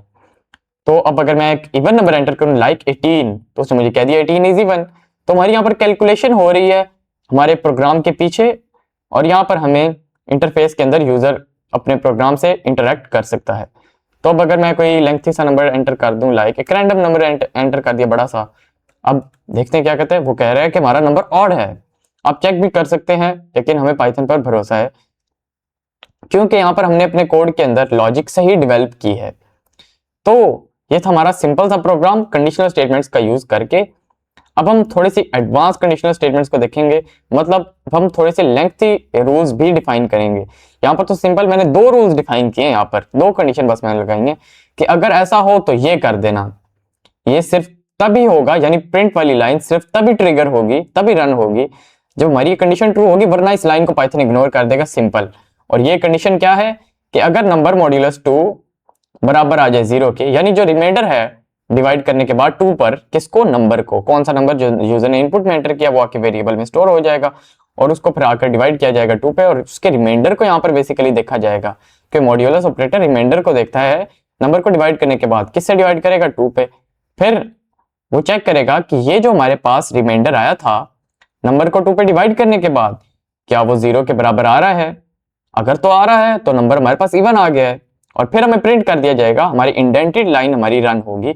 अगर ये हमारी कंडीशन हो जाती है फॉल्स तो हमारे प्रिंट नहीं किया जाएगा, पाइथन अगली लाइन की तरफ आ जाएगा। अगली लाइन कौन सी? एल्स वाली लाइन के ऊपर। तो एल्स वाली लाइन तो जरूर ही रन होगी जब आपकी इफ वाली कंडीशन फेल हो जाएगी या एल इफ हमारी फेल हो जाएगी, तो एल्स कंडीशनल स्टेटमेंट आपकी रन जरूर होगी। तो आपने देखा कि अगर मेरी ये कंडीशन होगी फॉल्स तो एल्स वाली तो जरूर रन होगी। पाइथन ने बस ये प्रिंट कर दिया। तो ये टेक्स्ट है जो कि मैंने यूजर को प्रिंट करा। आप कुछ भी ऐड कर सकते हैं, अगेन आपका प्रोग्राम पर डिपेंड करता है कि आप क्या प्रोग्राम बना रहे हैं। तो अब हम एल इफ कंडीशन को भी ऐड करते हैं और अब हम थोड़ा सा चेंज करते हैं अपना प्रोग्राम। अब हम पैरिटी चेक को हम कर देते हैं साइलेंट, क्योंकि हमारा कंडीशन स्टेटमेंट का प्रोग्राम है। आपको अपने प्रोग्राम्स को सेव करके रखना चाहिए ताकि आप रिवाइज कर सकें या देख सकें कि यहाँ पर बेसिकली मैंने लॉजिक क्या बनाई थी, और आपको ताकि याद रहे, या कभी आप प्रोजेक्ट्स करते हैं अगर सिंटैक्स भूल जाएं तो यहाँ पर आप अपने प्रोजेक्ट्स में आके बस आप एक बार नजर मार सकते हैं कि मैंने यहाँ पर क्या किया था, सिंटैक्स कैसा था बेसिकली हमारे इस टाइप के प्रोग्राम में, या जब मैंने कंडीशनल स्टेटमेंट यूज की तो मेरा सिंटैक्स कैसे था, तो आप उसको भी देख सकते हैं। तो इसलिए हम इसको साइलेंट कर देते हैं। तो उसके लिए मल्टी लाइन कमेंट्स का यूज करते हैं। अभी तक हम सिंगल लाइन कमेंट्स हैश का यूज करते हैं, लेकिन मल्टीपल लाइन कमेंट्स ऐड करने के लिए आप 3 टाइम्स कोट्स ऐड करेंगे, डबल या सिंगल अगेन, और जितनी लाइंस को आपने साइलेंट करना है, यानी जिन लाइंस पर आपने कमेंट ऐड करना है, उनके दरमियान में बस आप ये कोट्स के अंदर उनको सराउंड कर दें। लाइक मैंने यहाँ पर आउटसाइड में सराउंड कर दिया ताकि पाइथन इस कोड को रन ना करे। और यहाँ पर मैंने पैरिटी चेक ये बस मैंने दे दिया। अब इफ एल्स को अगर मैं कट कर दूं बस, और पैरिटी चेक ये हमारा प्रोग्राम था 1, यहाँ पर मैं लिख देता हूं प्रोग्राम 1 पैरिटी चेक। बस आपकी क्लैरिटी के लिए इसका प्रोग्राम के साथ कोड के साथ कोई ताल्लुक नहीं है। पाइथन ने इसे इग्नोर ही करना है, पाइथन ने इसे रन नहीं करना, क्योंकि एक कमेंट है, साइलेंट है लाइन, सिंपल। और हमारा अगला प्रोजेक्ट होने वाला है प्रोग्राम 2। तो इसके अंदर हम एक ऐसा प्रोग्राम बनाएंगे जिसके अंदर हम यूजर से उसकी परसेंटेज मांगेंगे 1 से 100 तक, और उसको उसका ग्रेड बताएंगे। तो ग्रेड चेक, इसका नाम होगा ग्रेड चेक। इसमें हम एक स्टूडेंट से उसकी परसेंटेज मांगेंगे, यानी उसको प्रॉम्प्ट डिस्प्ले कराएंगे।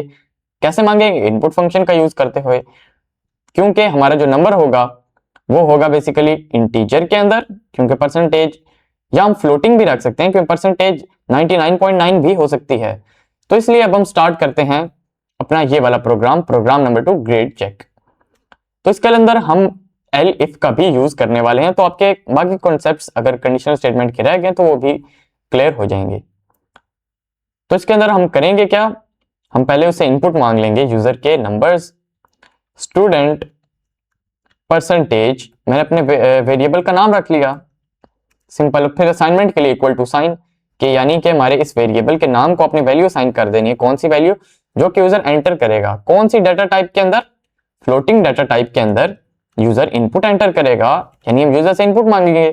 क्या प्रॉम्प्ट डिस्प्ले करा के यूजर को कैसे पता चलेगा उससे इस प्रोग्राम के अंदर क्या मांगा जा रहा है? तो यूजर को बता दिया जाएगा कि एंटर योर स्कोर, कि आप अपना स्कोर एंटर करें।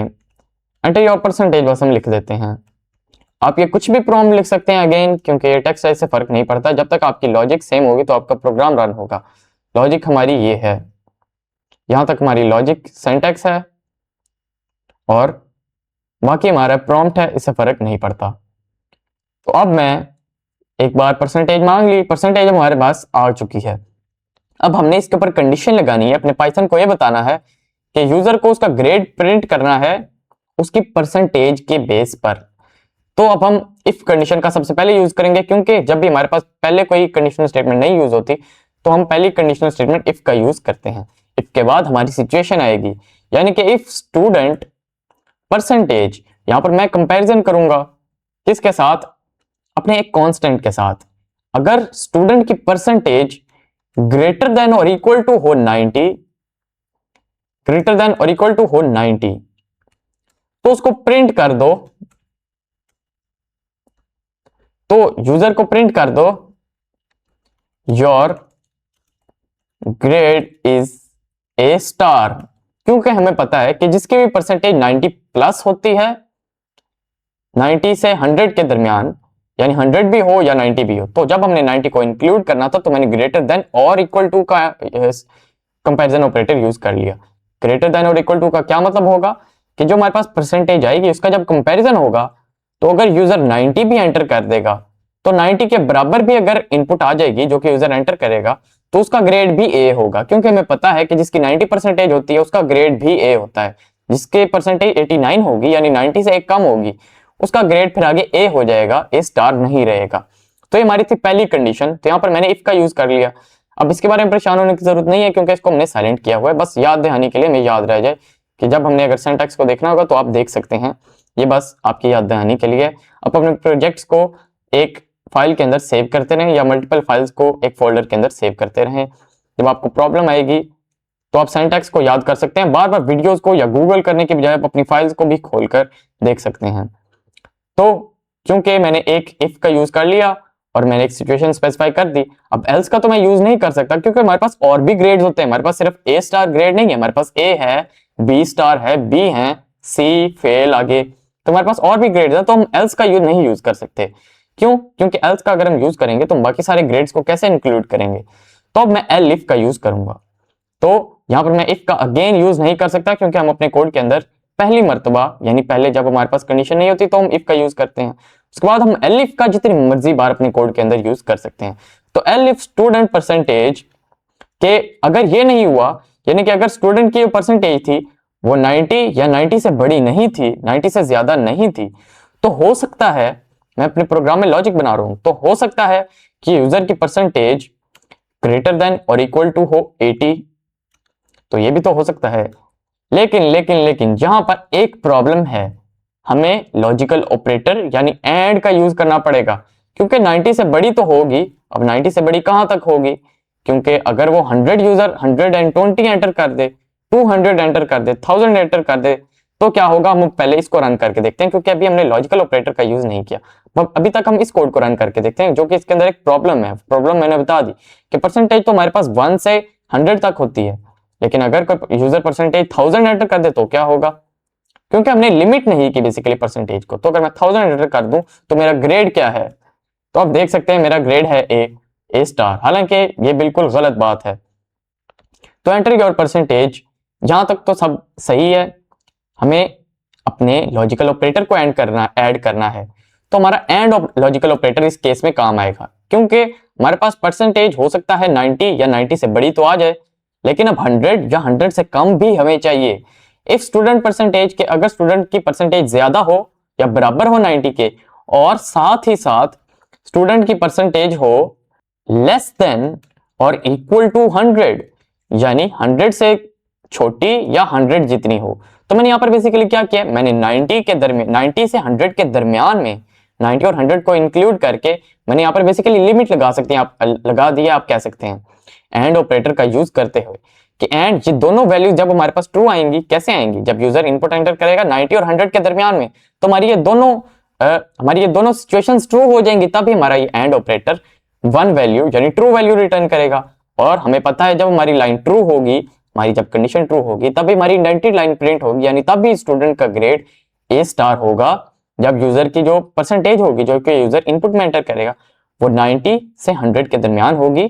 90 और 100 को इंक्लूड करते हुए, यानी यूजर 90 भी एंटर कर सकता है, 100 भी किसी की परसेंटेज क्योंकि हो सकती है, और जिसकी परसेंटेज 90 होगी या 100 होगी या 90 और 100 के दरमियान होगी उसका ग्रेड होगा ए।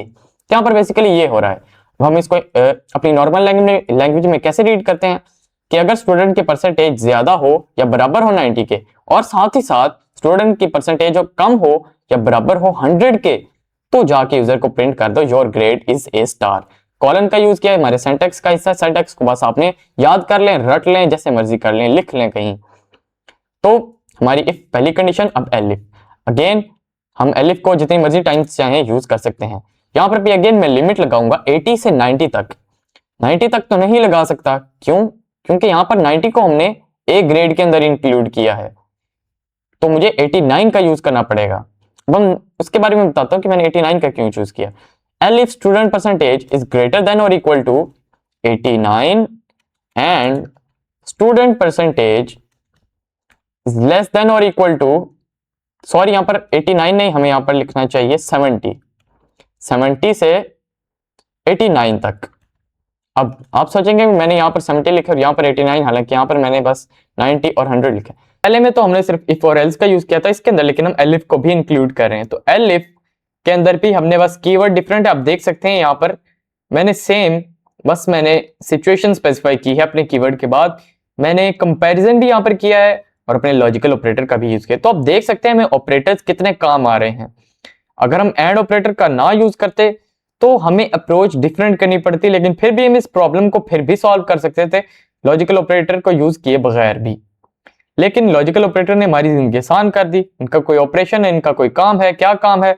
एंड ऑपरेटर का तो बस यही काम है कि दो जो वैल्यूज होंगी या जितनी भी वैल्यूज होंगी वो सब ट्रू होनी चाहिए या 1 होनी चाहिए, तभी एंड हमारा 1 या ट्रू वैल्यू रिटर्न करेगा। और हमें पता है कि जब हमें एंड ऑपरेटर 1 वैल्यू रिटर्न करेगा तो हमारी कंडीशन हो जाएगी ट्रू, तो हमारे जो अगर है वो हो जाएगा ट्रू, हमारी ये कंडीशन स्पेसिफाई हो जाएगी, मेट हो जाएगी, तो फिर हमें प्रिंट किया जाएगा योर ग्रेड इज ए। वरना ये लाइन स्किप कर देगा पाइथन इसको भाव नहीं देगा, क्योंकि हमारी कंडीशन ही नहीं ट्रू हुई, तो पाइथन क्यों रन करे योर ग्रेड इज ए?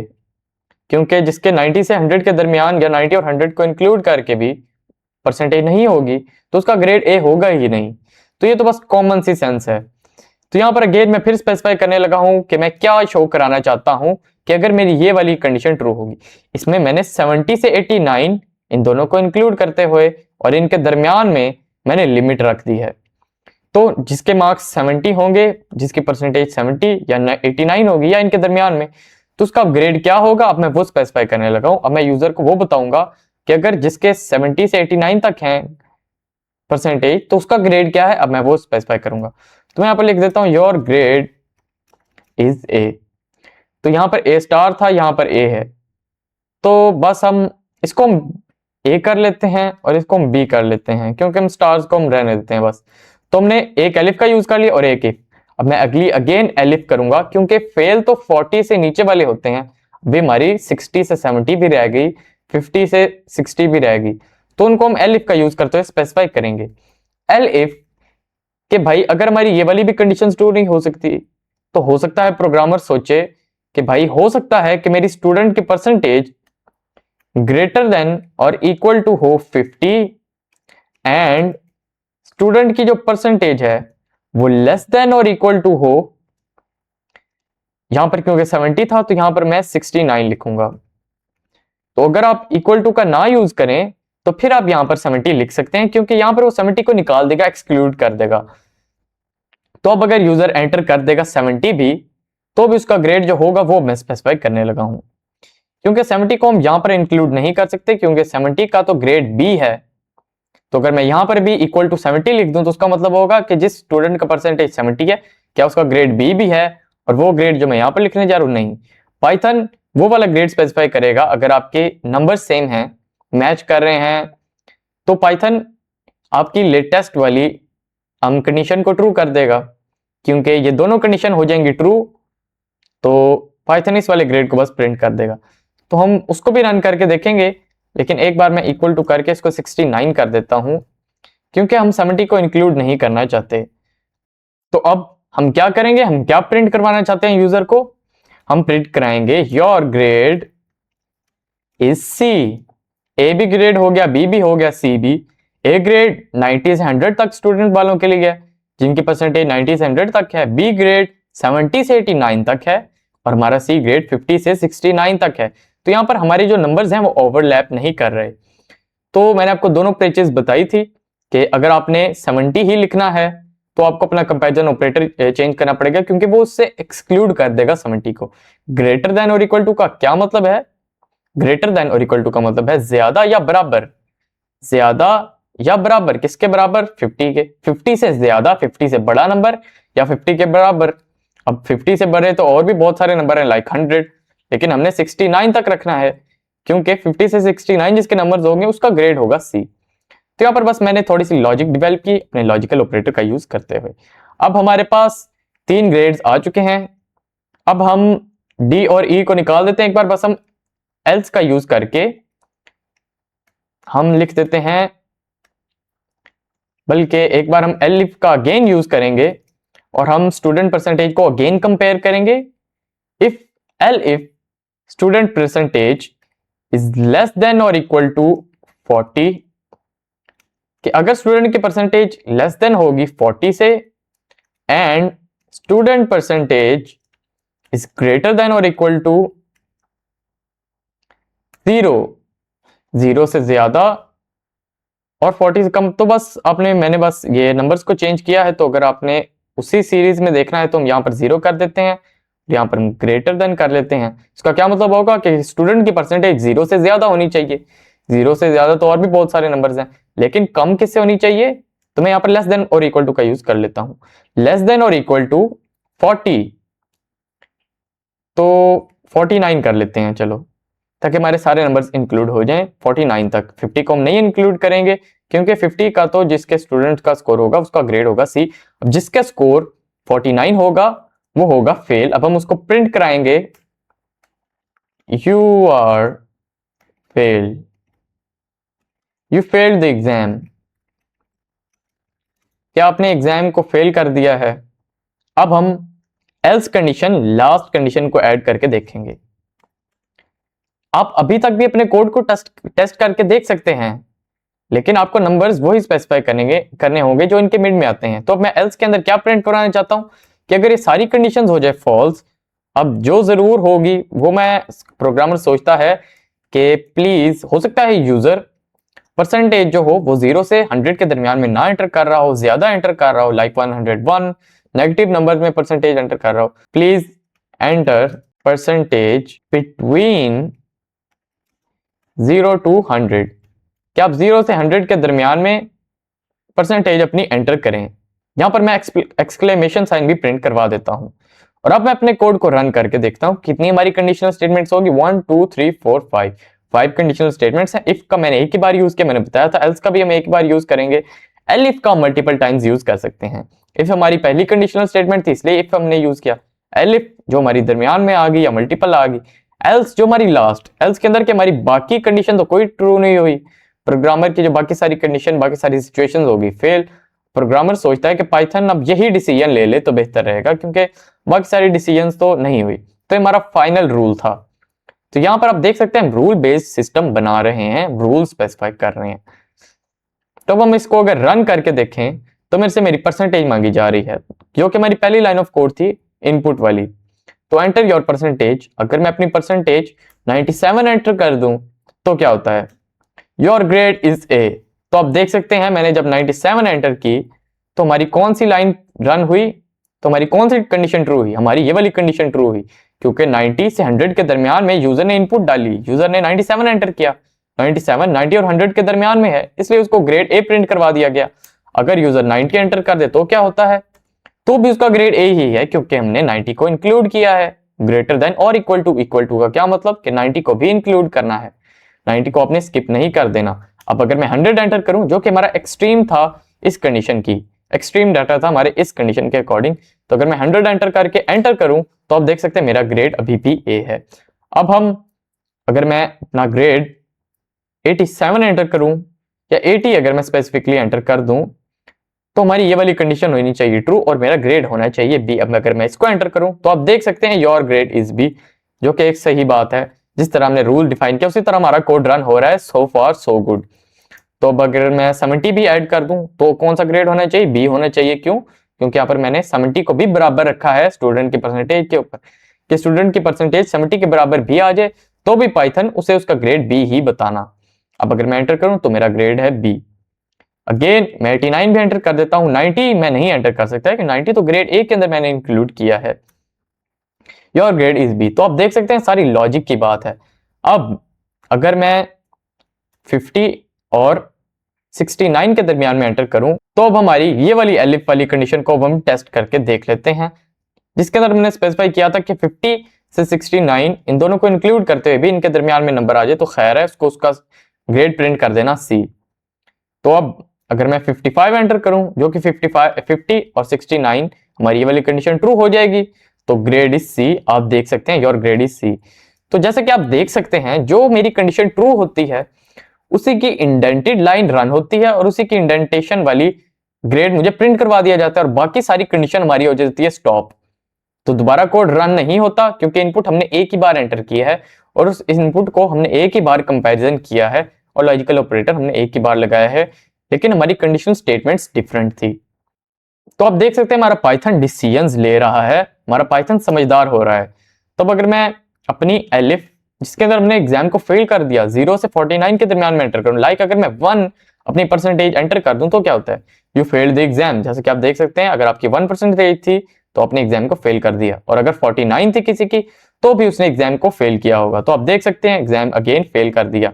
तो अगर मैं दोबारा इसको रन करूं, एंटर योर परसेंटेज, इस बार मैं लिख देता हूं 43, तो आप देख सकते हैं यू फेल्ड द एग्जाम। क्यों? क्योंकि अगेन इसके अंदर मेरा 0 से 49 के दरमियान में जिसकी परसेंटेज होगी उसने एग्जाम को फेल कर दिया। अब अगर मैं कोई नेगेटिव वैल्यू एंटर कर दूं तो क्या होता है, अभी हम देख लेते हैं।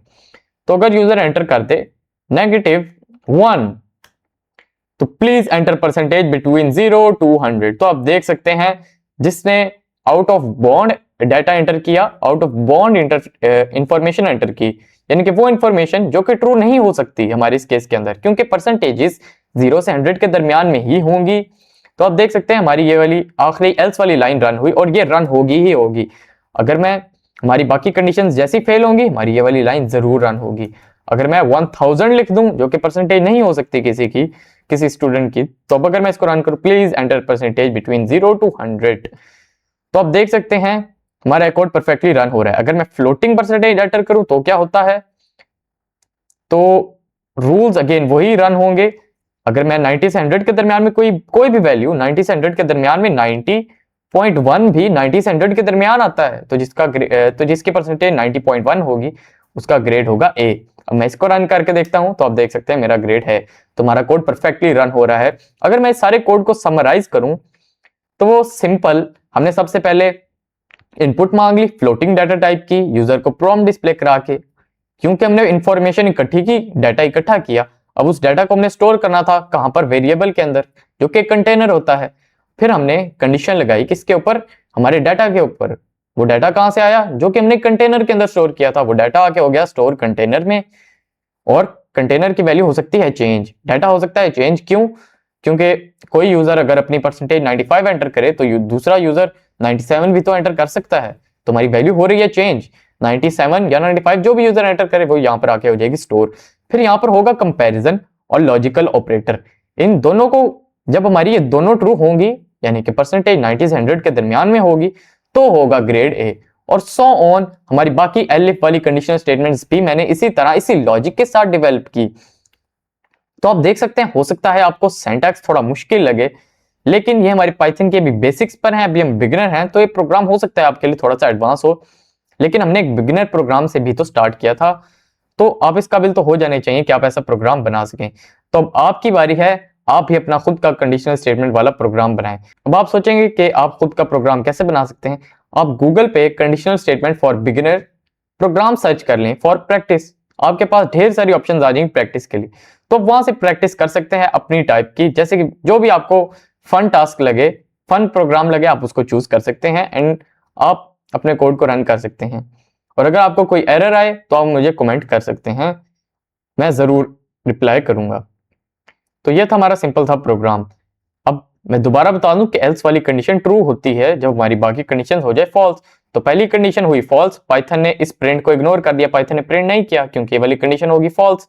इनमें से अगर एक भी हमारी रिक्वायरमेंट मेट ना करे, मतलब 90 और 100 के दरमियान ना हो, मतलब 100 से प्लस हो, लाइक 101, 90 से कम हो 89, तो ये हमारी लाइन रन नहीं होगी। तो पाइथन अगली लाइन पर आ जाएगा, अगली कंडीशनल स्टेटमेंट को देखेगा and so on and so fourth. Comparison करता जाएगा पाइथन एंड लॉजिकल ऑपरेटर का यूज करके, दोनों वैल्यूज को पाइथन चेक करेगा 1 आ रही है या नहीं, 1 आएंगी तो हमें प्रिंट करवा दिया जाएगा। हमारी ये वाली कंडीशन तभी ट्रू होगी जब हमारी एंड ऑपरेटर वाली वैल्यू ट्रू होगी।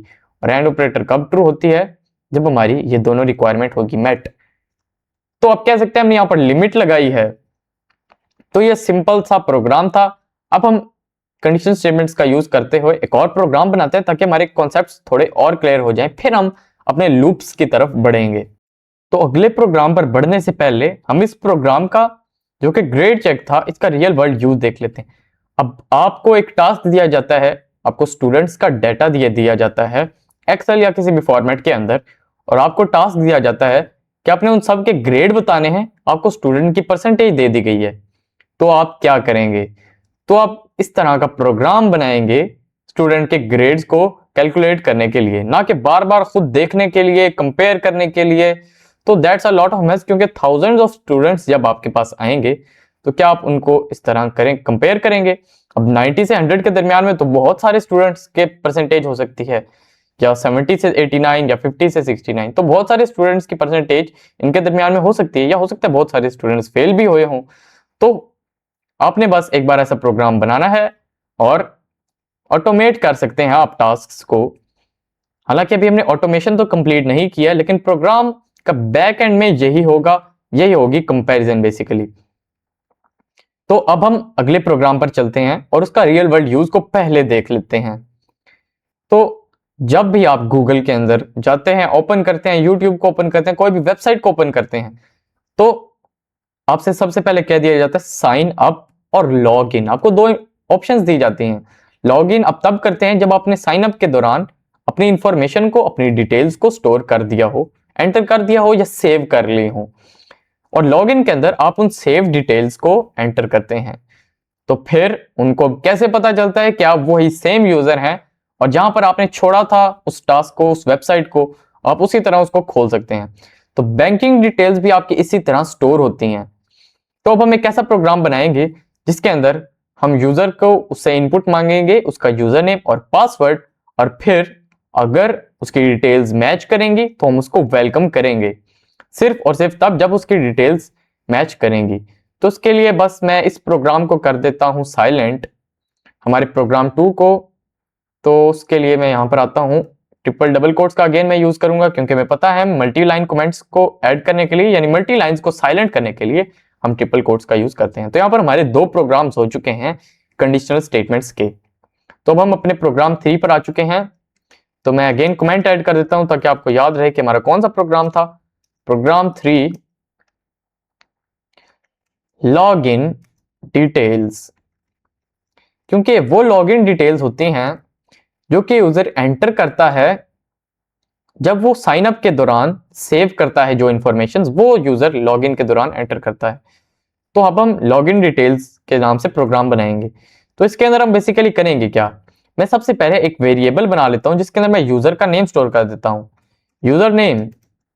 तो अब अगर मैं यूजर नेम स्टोर कर दूं एलिस, मैंने एक यूजर नेम स्टोर कर दिया, और पासवर्ड के नाम से मैं एक वेरिएबल बना लेता हूं, और इसके अंदर मैं यूजर का पासवर्ड रख देता हूं। लाइक पासवर्ड आपका कुछ भी हो सकता है। तो अगर मैं पासवर्ड रख दूं एलिस, अगर एलिस है, उसने अपना पासवर्ड रखा है 123, उसने यूजर नेम रख दिया एलिस और पासवर्ड रख दिया एलिस 123। नाउ आई नो कि बहुत सारे जो हमारे पास वेबसाइट्स हैं उनके अंदर आप इस टाइप के पासवर्ड नहीं रख सकते, क्योंकि उनका जो सिस्टम होता है वो होते हैं थोड़े एडवांस, ताकि आपका अकाउंट हैक ना हो जाए आसानी से। इसलिए आपको आपके पासवर्ड मुश्किल बनाने के लिए कहा जाता है। आपको स्पेसिफिक चीजें ऐड करनी पड़ती हैं, like special characters. Special characters कौन से? लाइक हमारे पास ब्रैकेट्स होती हैं, हमारे पास सिंबल्स होते हैं, लाइक इन्हें हम स्पेशल करेक्टर्स बोलते हैं। और बाकी हमारे पास लेटर्स, आपको कॉम्बिनेशन दिया जाता है नंबर्स, लेटर्स और स्पेशल करेक्टर्स का। आपको ऑप्शन दी जाती है कि आप उस कॉम्बिनेशन को चूज कर लें, आप अपना खुद का भी पासवर्ड क्रिएट कर सकते हैं उन रूल्स को फॉलो करते हुए। अभी हम उन रूल्स को तो नहीं बना रहे, अभी तो हम उस स्पेसिफिक यूजर के डिटेल को वेलकम करेंगे अगर वो मैच करेगी तो हमारे पास डाटा आ चुका है। अब हम इसके ऊपर कंडीशंस अप्लाई कर सकते हैं। अब हम सबसे पहले इनपुट मांगेंगे, क्योंकि डाटा तो हमने स्टोर कर लिया। अब हमें कैसे पता चलेगा कि जो यूजर आया है उसका नाम एलिस ही है, तो हम उसे मांगेंगे एलिस, और अगर एलिस मैच कर गया तभी हम उसे पासवर्ड मांगेंगे। तो मैं सबसे पहले बना लेता हूं NAME के नाम से वेरिएबल, और इनपुट मांग लेता हूं। मैं डाटा टाइप क्यों नहीं स्पेसिफाई कर रहा है, क्योंकि डिफॉल्ट डाटा टाइप जो होती है इनपुट वाले फंक्शन के अंदर वो सेट होती है स्ट्रिंग। तो इनपुट, अब मैं प्रॉम्प्ट लिखने लगा हूं, एंटर योर यूजर नेम। क्या आप अपना यूजर नेम एंटर कीजिए। यूजर नेम हमारे पास आ चुका है। अब हम इसके ऊपर पहले कंडीशन अप्लाई कर लेते हैं। तो सबसे पहले मैं क्या करूंगा, if name equals to user name colon. हमारा सिंटैक्स है कॉलन, इसके बारे में बताने की जरूरत नहीं है कि ये क्यों हमने किया, ये हमारा सिंटैक्स है बस। तो अब ये क्या है, ये बस कॉलन है, हमारे सिंटैक्स का हिस्सा है। तो यहां तक बेसिकली मैं कर क्या रहा हूं, मैंने दो वेरिएबल्स क्रिएट कर लिए। यूजर नेम के अंदर मैंने एलिस को रख लिया जो कि यूजर का नाम था, पासवर्ड मैंने रख दिया इस यूजर नेम का एलिस123। अब नेम के अंदर मैंने इनपुट मांग ली, इनपुट है स्ट्रिंग डाटा टाइप की। क्यों नहीं मैंने स्पेसिफाई की, क्योंकि वो डिफॉल्ट के अंदर इनपुट के अंदर एंटर हुई हुई है। क्योंकि जब आप पाइथन को नहीं बताते कि किस डेटा टाइप के अंदर आप इनपुट मांग रहे हैं यूजर से, या किस डेटा टाइप के थ्रू पाइथन हैंडल करे उस इनपुट को, तो पाइथन स्ट्रिंग डिफॉल्ट के अंदर ही उसको हैंडल करेगा। तो फिर मैंने एक प्यारा सा प्रॉम्प्ट डिस्प्ले करा दिया, एंटर योर यूजर नेम, और फिर मैंने कंडीशन लगाई, हमारी पहली conditional statement, if name equals user name, कि अगर तो नेम यूजर नेम से मैच कर जाता है तो क्या करना है।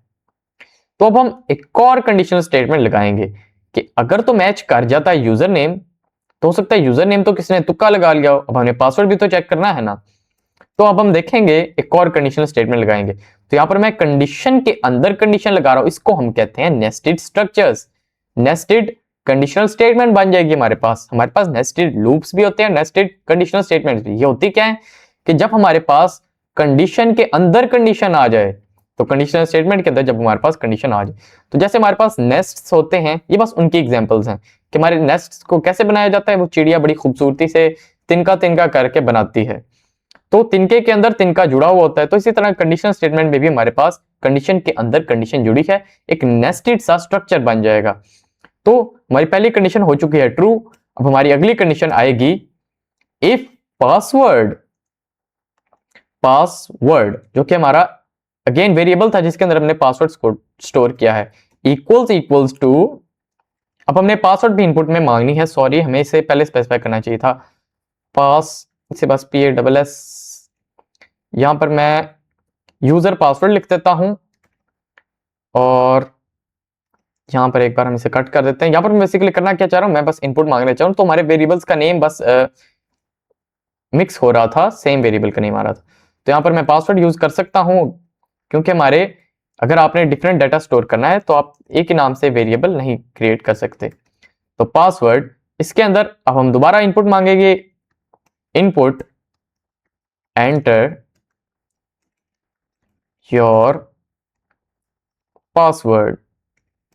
तो आप एक इस तरह की अप्रोच को यूज कर सकते हैं, या आप सेकंड अप्रोच को भी यूज कर सकते हैं कि जब आपकी ये वाली कंडीशन ट्रू हो, ये वाली कंडीशन ट्रू हो, कि जब यूजर नेम सबसे पहले मेट करे तभी हम उसे उसका पासवर्ड मांगे। तो आप उसके लिए क्या कर सकते हैं, उसके लिए आप अपने इनपुट को मूव कर दें अपनी इस कंडीशनल स्टेटमेंट के इंडेंटेड लाइन में। यहां पर क्या होगा, जैसे आपकी ये वाली कंडीशन हो जाएगी ट्रू, यानी कि वो नेम जो कि यूजर इनपुट में एंटर करेगा, यानी कि ये वाला नेम जो कि हमने इनपुट में मांगा प्रॉम्प्ट डिस्प्ले कराने के बाद, ये जब मैच कर जाएगा इस नेम के साथ जो कि है एलिस, इसको मैंने यूजर नेम के कंटेनर के वेरिएबल में रखा। तो फिर मैच करने के बाद जैसे वो सेम आ जाए बिल्कुल बराबर, यानी कि केस भी सेम होना चाहिए। अगर आप लोअर केस के अंदर ए भी एंटर कर देंगे तो भी यूजर नेम सेम नहीं होगा, ये वाली कंडीशन ट्रू नहीं होगी, और आपसे फिर इनपुट नहीं मांगी जाएगी। क्योंकि हमने देख लिया है कि इंडेंटेड लाइन सिर्फ तभी रन होती हैं जब हमारी कंडीशन ट्रू हो, कि जिसके अंदर वो इंडेंट है जब वो ट्रू हो। तो जब ये इंडेंट होगी तभी हमारी इंडेंटेड लाइन ट्रू होगी। मैं यहाँ पर नेस्टेड स्ट्रक्चर्स के बारे में आपको एक्सप्लेन करना चाह रहा हूँ, क्योंकि ये भी हमारी बेसिक्स ऑफ पाइथन के अंदर ही आती है। इतना कोई एडवांस कॉन्सेप्ट नहीं है, इतनी कोई कॉम्प्लेक्स हमारे पास प्रैक्टिकल नहीं है अभी। तो पासवर्ड अगेन मैंने वेरिएबल बनाया है, असाइनमेंट कर रहा हूं मैं, और यहां पर हम कंपैरिजन कर रहे हैं। तो आपने ये दो अलग अलग चीजें, इनको मिक्स नहीं करना। यहां पर कंपैरिजन हो रहा है उस नेम को जो कि मैंने स्टोर किया उस नेम के साथ जो कि यूजर ने इनपुट में एंटर किया। अब जैसे ये मैच कर जाएंगी तो यूजर से पासवर्ड के अंदर एंटर योर पासवर्ड इनपुट मांगी जाएगी और उसको स्टोर कर लिया जाएगा पासवर्ड वेरिएबल के अंदर। अब हमने क्या करना है, इफ पासवर्ड, कौन सा पासवर्ड, ये वाला पासवर्ड जो कि यूजर इनपुट में एंटर करेगा, इक्वल्स टू, यानी कि बराबर आ जाए, अगेन कंपैरिजन कर रहा हूं, यूजर पासवर्ड कि अगर पासवर्ड बराबर आ जाए हमारे किसके, यूजर के पासवर्ड के साथ। कौन सा पासवर्ड, जो कि यूजर ने इनपुट में एंटर किया, यानी ये वाला पासवर्ड जो कि यूजर ने इनपुट में एंटर किया। जब ये सेम आ जाएगा यूजर के पासवर्ड जो कि यूजर ने डाटा एंटर करते हुए सेव किया होगा, उसके बराबर आ जाए, तब क्या करना है, तब हमने उसको वेलकम कर लेना है फाइनली। तो अब मैं प्रिंट का यूज कर लेता हूं और अब हम कर लेते हैं एफ स्ट्रिंग का यूज करते हुए, क्योंकि हम यूजर के नेम को भी डिस्प्ले कराने चाहेंगे उसको वेलकम के साथ। वेलकम और डिस्प्ले कैसे कराएंगे उसके नेम को, वेलकम यूजर नेम। तो यहाँ पर आप यूजर नेम का भी यूज कर सकते हैं या इस वाले नेम का भी। अब इस वाले नेम का आप क्यों यूज करते हैं ये सोचने वाली बात है, क्योंकि वेलकम आपको सिर्फ तभी कहा जाएगा जब ये दोनों मैच कर जाएंगे। अब क्योंकि ये दोनों मैच कर गए हैं तो आप इस वाले नेम को यूज कर लें या आप इस वाले नेम को जो कि यूजर इनपुट में एंटर कर लें यूज कर लें, क्योंकि बराबर है, सेम है, तो फर्क ही नहीं पड़ता। तो वेलकम के साथ सेम ही कहा जाएगा। अभी तक मैं इस कोड को रन करके देखता हूं। ये था हमारे इफ कंडीशन का नेस्टेड स्ट्रक्चर्स। अभी हमने एल्स का भी यूज करना है और अब हम देखेंगे कि हम एल्स का कहां यूज करेंगे। तो अब हम इस कोड को सिंपल से रन करके देख लेते हैं। तो सबसे पहले तो अगर मैं एलिस एंटर करूं, enter your user name Alice, तो अब देखते हैं क्या होता है, मेरे से पासवर्ड मांगा जाएगा या नहीं। एंटर योर पासवर्ड, आप देख सकते हैं मेरे से पासवर्ड मांगा जा रहा है। अब अगर मैं एलिस 123 लिख दूं जो कि मैंने स्टोर किया था तो क्या होता है, अभी हम रन करके देखते हैं। वेलकम एलिस, मुझसे वेलकम कहा जा रहा है। लेकिन अगर कोई बंदा उम्र लिख दे या तो वो नाम वो डाटा जो कि साइन अप नहीं हुआ, तो इसको आप ऐसे सोच सकते हैं कि अगर किसी यूजर का साइन अप इंफॉर्मेशन है ही नहीं तो आप उसको वेलकम कैसे करेंगे, तो वो अपने लॉगिन पेज में कैसे जा सकेगा। तो एंटर योर यूजर नेम उम्र, और अगर मैं एंटर करूं तो क्या होगा, कुछ भी नहीं, क्योंकि हमने स्पेसिफाई ही नहीं किया, हमने एल्स के अंदर स्पेसिफाई नहीं किया, क्योंकि एल्स वाली कोड तब रन होगा जब हमारा बहुत सारी कंडीशंस हो जाएंगी फेल। तो हम एल्स को यहां पर यूज करेंगे। एल्स कि अगर तो नेम ही नहीं बराबर आता तो आप उसको कह दो print wrong user name. Wrong user name क्या आपने गलत यूजर नेम एंटर किया है। प्लीज साइन अप, या हम उसे कह देते हैं please sign up before logging in, या आप रॉन्ग यूजर नेम जो भी आप कहना चाहें आप कह सकते हैं। मैं यहाँ पर रॉन्ग यूजर नेम कह लेता हूं, सिंपल रखना चाहूंगा। बस हम थोड़ा सा क्विक करते हैं। तो ये वाली लाइन कब रन होगी, जब हमारी ये वाली कंडीशन फॉल्स होगी, यानी जब नेम ही नहीं बराबर आएगा यूजर नेम के। अब अगर पासवर्ड गलत हो जाए तो हमने कैसे बताना है यूजर को कि आपका पासवर्ड गलत है। तो यहां पर हम एल्स का यूज करेंगे और यहां पर मैं प्रिंट का यूज कर लूंगा योर पासवर्ड इज इनकरेक्ट, कि जो पासवर्ड एंटर किया है वो इनकरेक्ट है। अब यहां पर मैं अगेन लॉजिक बताना चाहूंगा हमारी इन कंडीशंस की। मैं इनको बस सेपरेट कर देता हूं हमारी डिफरेंट कंडीशंस को। तो मैंने बस इनको डिफरेंट चंक्स के अंदर डिवाइड कर दिया ताकि आपके लिए आसानी हो समझने के लिए कि यहाँ पर हो क्या रहा है। तो ये थोड़ा सा एडवांस हमारा प्रोग्राम है, क्योंकि इसके अंदर हम नेस्टेड स्ट्रक्चर्स पर आ चुके हैं। हम कंडीशनल स्टेटमेंट्स के साथ हो गए कंफर्टेबल, तो हम नेस्टेड स्ट्रक्चर्स पर आ चुके हैं। तो सबसे पहले तो अगेन मैंने डाटा को स्टोर किया, कोई बड़ी बात नहीं, इनपुट मांग ली, सेम। हमारा पहला कंपैरिजन हुआ नेम को यूजर नेम के साथ, इस वाले यूजर नेम को इस वाले नेम के साथ जो कि यूजर इनपुट में एंटर करेगा, दोनों का कंपैरिजन हुआ। अगर एलिस यूजर ने एंटर किया एलिस कैपिटल ए के साथ, तो फिर क्या होगा, फिर उससे उसका पासवर्ड मांगा जाएगा, क्योंकि अगर किसी का यूजर नेम ही नहीं ट्रू तो उसे हम पासवर्ड क्यों मांगे। तो पासवर्ड तो ऑब्वियसली गलत ही होगा अगर उसका यूजर नेम फॉल्स था। तो password equals input enter your password, मेरे से पासवर्ड मांगा जा रहा है कब, जब मेरा यूजर नेम ट्रू था, यूजर नेम सही था, जो कि आपने स्टोर किया होगा साइन अप के दौरान। यहां पर भी हमने साइन अप डिटेल्स नहीं एंटर करे, लॉगिन डिटेल्स पर ही भी हम फोकस कर रहे हैं, क्योंकि साइन अप डिटेल्स के थोड़े जो रूल्स होते हैं वो थोड़े डिफरेंट होते हैं, क्योंकि उसके अंदर हमें पासवर्ड को भी चेक करना होता है और यूजर नेम को भी चेक करना होता है कि कोई रिलेटेड यूजर नेम ना हो, जैसे जिसका सेम यूजर नेम हो, जिसने पहले अपना यूजर नेम स्टोर किया हो, उसे सेम यूजर नेम हम नए यूजर को नहीं बनाने देते, क्योंकि वो फिर ओवरलैप कर जाएंगे। तो अब मैं क्या करता हूं, अब मैं आपको दोबारा जल्दी से एक्सप्लेन कर देता हूं। पासवर्ड के अंदर दोबारा इनपुट मांगी जाएगी, पासवर्ड कब मांगी जाएगी, जब यूजर नेम मैच कर जाएगा, और फिर पासवर्ड का कंपैरिजन होगा किस पासवर्ड के साथ, जो कि यूजर ने अगेन स्टोर किया था। अब ये यूजर स्टोर करेगा, अभी तो मैं प्रोग्रामर था इसलिए मैंने स्टोर कर लिया। बाकी हम आगे डाटा कलेक्शन की टाइप्स को देखेंगे कि हम डाटा को कलेक्ट करके कैसे रख सकते हैं, तो उससे हम इस प्रोग्राम को थोड़ा एडवांस नेक्स्ट लेवल पर ले जा सकेंगे। क्योंकि यहाँ पर तो आप देख सकते हैं मैंने एक ही यूजर का डाटा स्टोर किया है, तो आगे हम देखेंगे कि हम मल्टीपल आइटम्स को कैसे स्टोर कर सकते हैं, उनके साथ हम मैनिपुलेशन या हम उनके साथ इस टाइप के प्रोग्राम कैसे बना सकते हैं, बस हमारे पास मल्टीपल डाटा होगा। तो सिंपल, बस हम अपने प्रोग्राम को टेस्ट करना चाह रहे हैं, अपनी स्किल्स को बढ़ाना चाह रहे हैं, पहले आप कॉन्सेप्ट को समझें। और फिर हमारे इस पासवर्ड का कंपैरिजन होगा उस पासवर्ड के साथ जो कि यूजर ने स्टोर कर दिया, और फिर उसको फाइनली वेलकम कहा जाएगा उसके यूजर नेम के साथ। क्यों यूजर नेम के साथ? क्योंकि वही सेम पर्सन था। पाइथन को ऐसे पता वही सेम पर्सन था, क्योंकि हमने यूजर नेम और पासवर्ड दोनों को चेक कर लिया, दोनों मैच हुए, फिर हमने कह दिया वेलकम यूजर नेम। अब अगर हमारी ये वाली कंडीशन ही हो जाती है फॉल्स, तो ये वाली सारी लाइंस पाइथन इग्नोर कर देगा। तो ये वाली कंडीशन होगी फॉल्स, तो पाइथन इस वाली कंडीशन पर आ जाएगा, यानी रॉन्ग यूजर नेम, क्योंकि हमारे यूजर नेम ही सबसे पहले मैच नहीं किया। और फिर आप सोचेंगे कि यहाँ पर मैंने अगेन इंडेंटेशन दिए तो ये वाली तो रन होनी चाहिए, नहीं ये वाली भी नहीं रन होगी, क्योंकि हमसे पासवर्ड ही नहीं मांगा जाएगा। क्योंकि जब तक हमने यहाँ पर स्पेसिफाई किया है कि जब तक नेम यूजर नेम के बराबर ना आ जाए तब तक पासवर्ड नहीं मांगना, और फिर पासवर्ड मांगेगा और फिर पासवर्ड को कंपेयर करेगा, और अगर पासवर्ड यहां पर भी बराबर नहीं आएगा तो पाइथन इन दोनों लाइन को इग्नोर इस वाली लाइन को स्पेसिफिकली इग्नोर करेगा।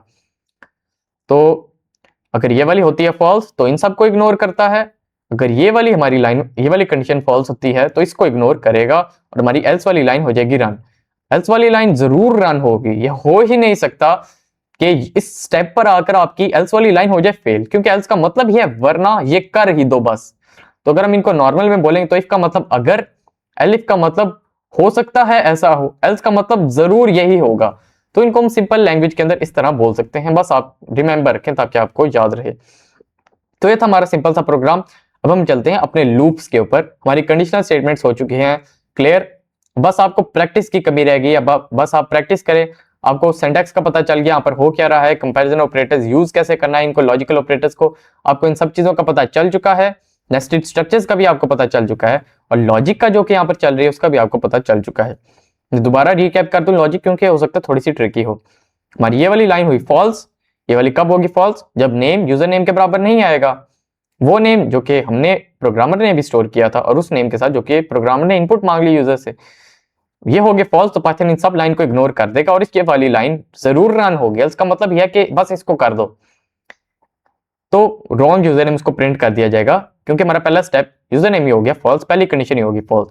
और अगर ये होगी जाएगी ट्रू तो यूजर से इनपुट मांग ली जाएगी अगले स्टेप में, और फिर अगले स्टेप में कंपैरिजन किया जा रहा है, ये वाली लाइन फर्ज करें होगी ट्रू तो उसे वेलकम यूजर नेम के साथ कर दिया जाएगा, क्योंकि सारी इंफॉर्मेशन कर गई मैच। और अगर ये लाइन फॉल्स हो गई, ये वाली लाइन पाइथन स्किप कर देगा, उसे प्रिंट नहीं करेगा और इस वाली लाइन पर आ जाएगा और कहेगा please your password is incorrect. तो अब अगर मैं यूजर नेम सेम डालूं और इस हिसाब से मैं रन करूं, लाइक मैं अगर एलिस टाइप करूं और पासवर्ड अगर मैं एंटर कर दूं लाइक एलिस 111, तो योर पासवर्ड इज इनकरेक्ट, जैसा कि आप देख सकते हैं।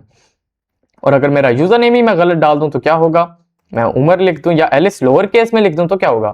Wrong user name. तो आप देख सकते हैं हालांकि यूजर नेम तो एलिस ही था, लेकिन बस एक केस की वजह से हमारे प्रोग्राम आगे रन नहीं हुआ और हमारे यूजर नेम को उसने फाउंड नहीं किया। तो अगर ऐसी कंडीशन है तो यहां पर हो सकता है यूजर थोड़ा सा फ्रस्ट्रेट हो जाए, क्योंकि उसने यूजर नेम तो सही डाला था, बस केस का मतलब था। तो ऐसे प्रोग्राम्स को हम कैसे हैंडल करते हैं? तो यहाँ पर बस आपने इनपुट के अंदर आ जाना है, यहाँ पर आपने एक फंक्शन यूज करना है, एक मेथड यूज करना है। अब हम इस फंक्शन को कैसे यूज करेंगे? अपर केस में कन्वर्ट करेंगे, यानी उसके पहले लेटर को हम कैपिटलाइज करेंगे, तो उसके लिए हम कैपिटलाइज फंक्शन का यूज करेंगे, और क्योंकि फंक्शन है इसलिए हम पैरेंथेसिस का यूज करेंगे। अब क्या होगा अगर यूजर नेम का पहला लेटर यानी ए अगर यूजर नेम लोअर केस में लिख देगा तो उसे कन्वर्ट कर दिया जाएगा पहले अपर केस में, तो वो ये वाला सेम एलिस बन जाएगा और फिर हमारा कंपैरिजन फाइनली हो जाएगा ट्रू। तो अब अगर मैं एलिस लोअर केस टाइप करूं, तो क्योंकि मैंने यहां पर स्टोर तो किया है अपनी डिटेल्स के अंदर अपर केस में, लाइक आप देख सकते हैं यहाँ पर मैंने अपर केस के अंदर एलिस स्टोर किया है और यहाँ पर मैंने लोअर केस के अंदर डिटेल्स एंटर कर दी।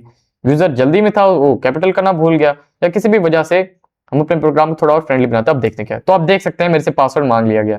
पासवर्ड क्यों मांगा जा रहा है? क्योंकि हमारी ये वाली कंडीशन हुई ट्रू, इंडेंटेड लाइन के अंदर हम पासवर्ड मांग रहे हैं, तो ये तभी रन होगी जब ये वाली कंडीशन मेट होगी। और ये कंडीशन कैसे मेट हुई कि हालांकि यूजर ने एलिस लोअर केस में एंटर किया, उसको कैपिटलाइज किया गया, यानी उसके पहले लेटर को अपर केस के अंदर कन्वर्ट किया गया, फिर वो नेम के अंदर आके स्टोर हुआ और फिर कंपैरिजन हुआ, तो फिर मैच कर गई डिटेल्स और फिर पासवर्ड डाल दिया गया, पासवर्ड मांगा गया। और अब अगर यूजर पासवर्ड एंटर कर दे एलिस, अभी हमें एलिस कैपिटल के अंदर लिखना पड़ेगा क्योंकि यहाँ पर हमने उसी फंक्शन को यूज नहीं किया एलिस 1 2 3। बस मैं आपको रन करके एक बार दिखा दूं, तो अब देख सकते हैं वेलकम एलिस को वेलकम किया जा रहा है। तो हम पासवर्ड के अंदर भी इसी सेम फंक्शन को यूज कर सकते हैं, डॉट कैपिटलाइज, क्योंकि यूजर ने यहाँ पर एंटर के दौरान ए कैपिटल के अंदर स्टोर किया और अगर एलिस 1 2 3 कैपिटलाइज हम ना करें तो यहाँ पर हो सकता है फंक्शन। तो पासवर्ड के अंदर हम स्पेसिफिकली कैपिटलाइज नहीं कर सकते, क्योंकि हो सकता है हमारे अगर कोई हैकर है उसने तुक्का लगाया हो तो कैपिटलाइज भी हो गया, उसने लिखा सेम हो एलिस 1 2 3 लेकिन एलिस का ए लोअर केस में हो पासवर्ड के अंदर। तो ये तो था सिंपल सा प्रोग्राम। अब आपके लिए तो सिंपल नहीं होगा, एडवांस होगा। तो कॉन्ग्रेचुलेशन, आपने एडवांस प्रोजेक्ट अपने इस लेवल के ऊपर बना लिया है।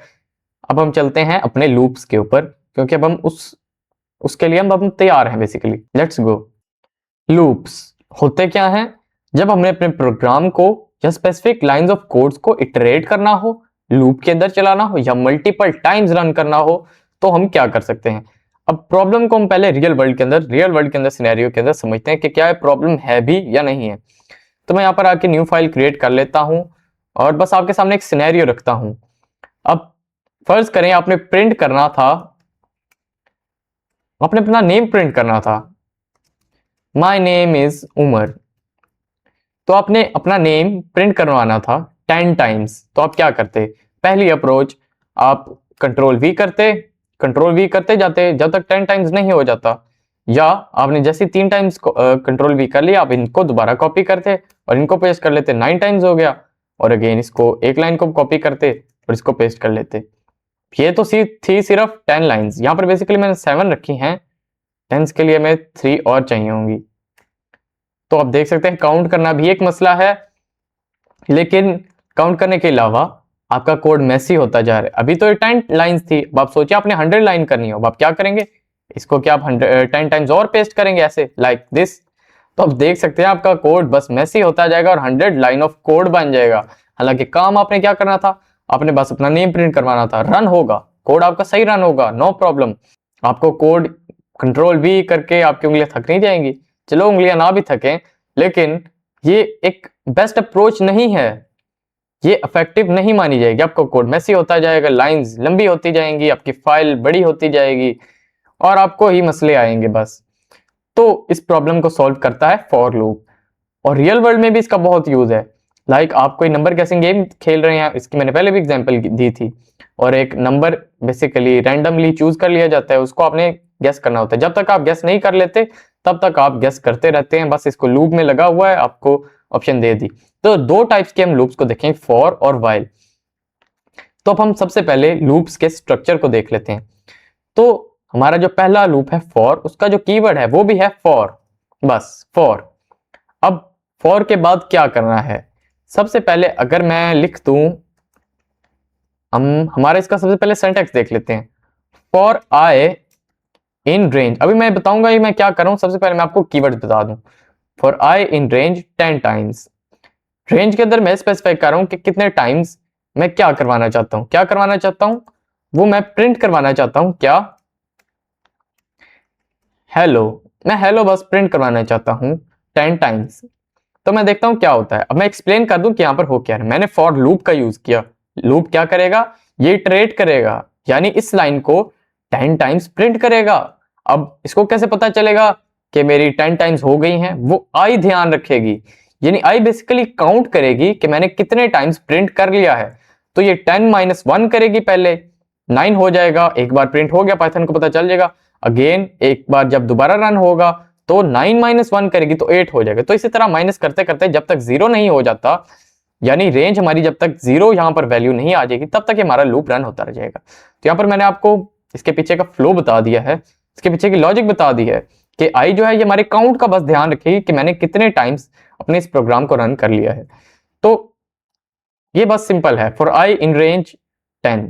तो यहां पर मैं एक बार फाइल को सेव कर लेता हूं, बाकी मैं बताता हूं इन और रेंज का क्या मतलब है।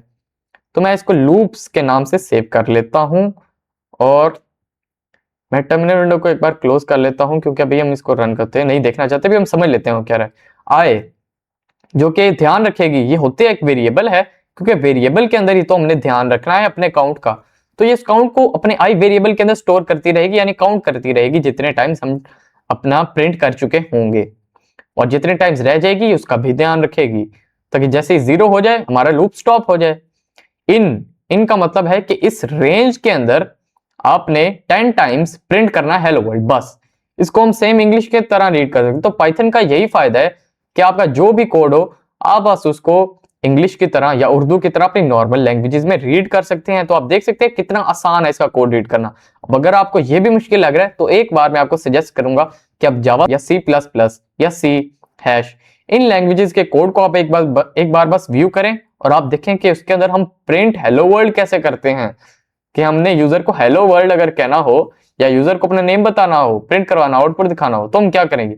तो आप देखेंगे कि आपका कोड कितना मेसी हो जाएगा। अभी आपको स्क्रीन पे डिस्प्ले भी हो रहा होगा डिफरेंट लैंग्वेजेस में कोड सेम प्रिंट हेलो वाला। तो ये था बेसिकली सिंपल सा प्रोग्राम फॉर आई, यानी कि आई के लिए रेंज चला दो, लूप लगा दो 10 टाइम्स और 10 टाइम्स क्या करो, प्रिंट कर दो। उसको कैसे पता चलेगा कि मैंने कितने टाइम्स प्रिंट कर दिया, उसका ध्यान आई रखेगा, एक वेरिएबल है। अब हम इसको रन करके देखते हैं। फाइनली मैं अपनी टर्मिनल विंडो को कर लेता हूं बड़ा और अब हमारा फाइनली पहला लूप रन हुआ। तो आप देख सकते हैं उसने मुझे हेलो प्रिंट किया। अब आप चाहें तो आप इसको काउंट कर सकते हैं, लेकिन मुझे पाइथन पर भरोसा है। लेकिन अगर आपको नहीं तो मैं आपकी सेफ्टी के लिए काउंट कर लेता हूँ 1 2 3 4 5 6 7 8 9 एंड 10। तो आप देख सकते हैं उसने मुझे 10 टाइम्स ही प्रिंट किया क्योंकि मैंने रेंज स्पेसिफाई की। तो ये तो बहुत छोटी सी चीज थी जो कि हम लूप के साथ कर ले सकते हैं। अब हम देख सकते हैं और क्या क्या कर सकते हैं अपने लूप्स के साथ। तो हम लूप्स के आगे ज्यादा डेप्थ में नहीं जाएंगे और अब हम देख लेते हैं कि जो हमारा आई है यानी वेरिएबल है जो कि काउंट का ध्यान रखता है, और इसी का यूज करते हुए जब हमने काउंटिंग प्रिंट करवानी हो 1 to 10 फॉर एग्जाम्पल आपने काउंटिंग प्रिंट करवानी है, तो आप क्या कर सकते हैं। तो सबसे पहले रेंज के अंदर हम अपना स्टार्टिंग पॉइंट और एंडिंग पॉइंट हम मार्क करेंगे कि हम स्टार्ट कहाँ से कराना चाहते हैं और मार्क कहाँ और एंड कहाँ पे करवाना चाहते हैं। तो स्टार्ट हम बेसिकली 1 से करवाएंगे और 1 को हम इंक्लूड करेंगे, और अगर मैंने 10 को इंक्लूड करना है तो मुझे 11 पर एंड करना पड़ेगा और यहाँ पर मुझे कॉमा से बस सेपरेट करना पड़ेगा। तो 1 मेरा यहाँ पर स्टार्टिंग पॉइंट है और 11 एंडिंग पॉइंट है, लेकिन 11 को ये एक्सक्लूड कर देगा, 11 को इसने इंक्लूड नहीं करना। तो बेसिकली होगा क्या, यहाँ तक इस लाइन के अंदर क्या होगा, फॉर आई एक वेरिएबल है, इसके लिए लूप लगाना है, हमने इसके ऊपर लूप लगाना है। ये आई हमारा रेंज का ध्यान रखेगा, मतलब काउंटिंग का सॉरी ध्यान रखेगा। और फिर हमने रेंज स्पेसिफाई कर दी कि इस रेंज के अंदर, किस रेंज के अंदर 11 और 1 इन दोनों के दरमियान से हमने काउंटिंग प्रिंट करवानी है, यानी 1 से हमने 11 तक प्रिंट करवानी है। तो हम क्या कर सकते हैं, तो अब हम आगे क्या करेंगे, क्योंकि हमारे आई के अंदर काउंटिंग वो आ रही है इसलिए हमें आई को ही तो प्रिंट करवाना पड़ेगा। तो मैं यहाँ पर आई की वैल्यू को मांग लेता हूँ, रिटर्न करवा देते हैं, प्रिंट करवा लेते हैं, ताकि हम आउटपुट में देख सकें कि हमारा जो प्रोग्राम है वो रन कैसे हो रहा है। तो ये सिंपल सी लॉजिक है। बस यहाँ पर मैंने जो चेंजिंग की है वो मैंने बस यहाँ पर अपना स्टार्टिंग पॉइंट ऐड कर दिया और एंडिंग पॉइंट ऐड कर दिया, लेकिन ये जो 11 है इसको एक्सक्लूड कर देगा, यानी 10 तक हमारी काउंटिंग होगी बेसिकली। तो ये रेंज का फंक्शन है, ये हमारे रेंज के आगे पैरामीटर्स आ जाते हैं। इसको हम बेसिकली कस्टमाइज कर रहे हैं अपने रेंज वाले फंक्शन को। तो इस तरह हम अपने लूप्स को कस्टमाइज भी कर सकते हैं।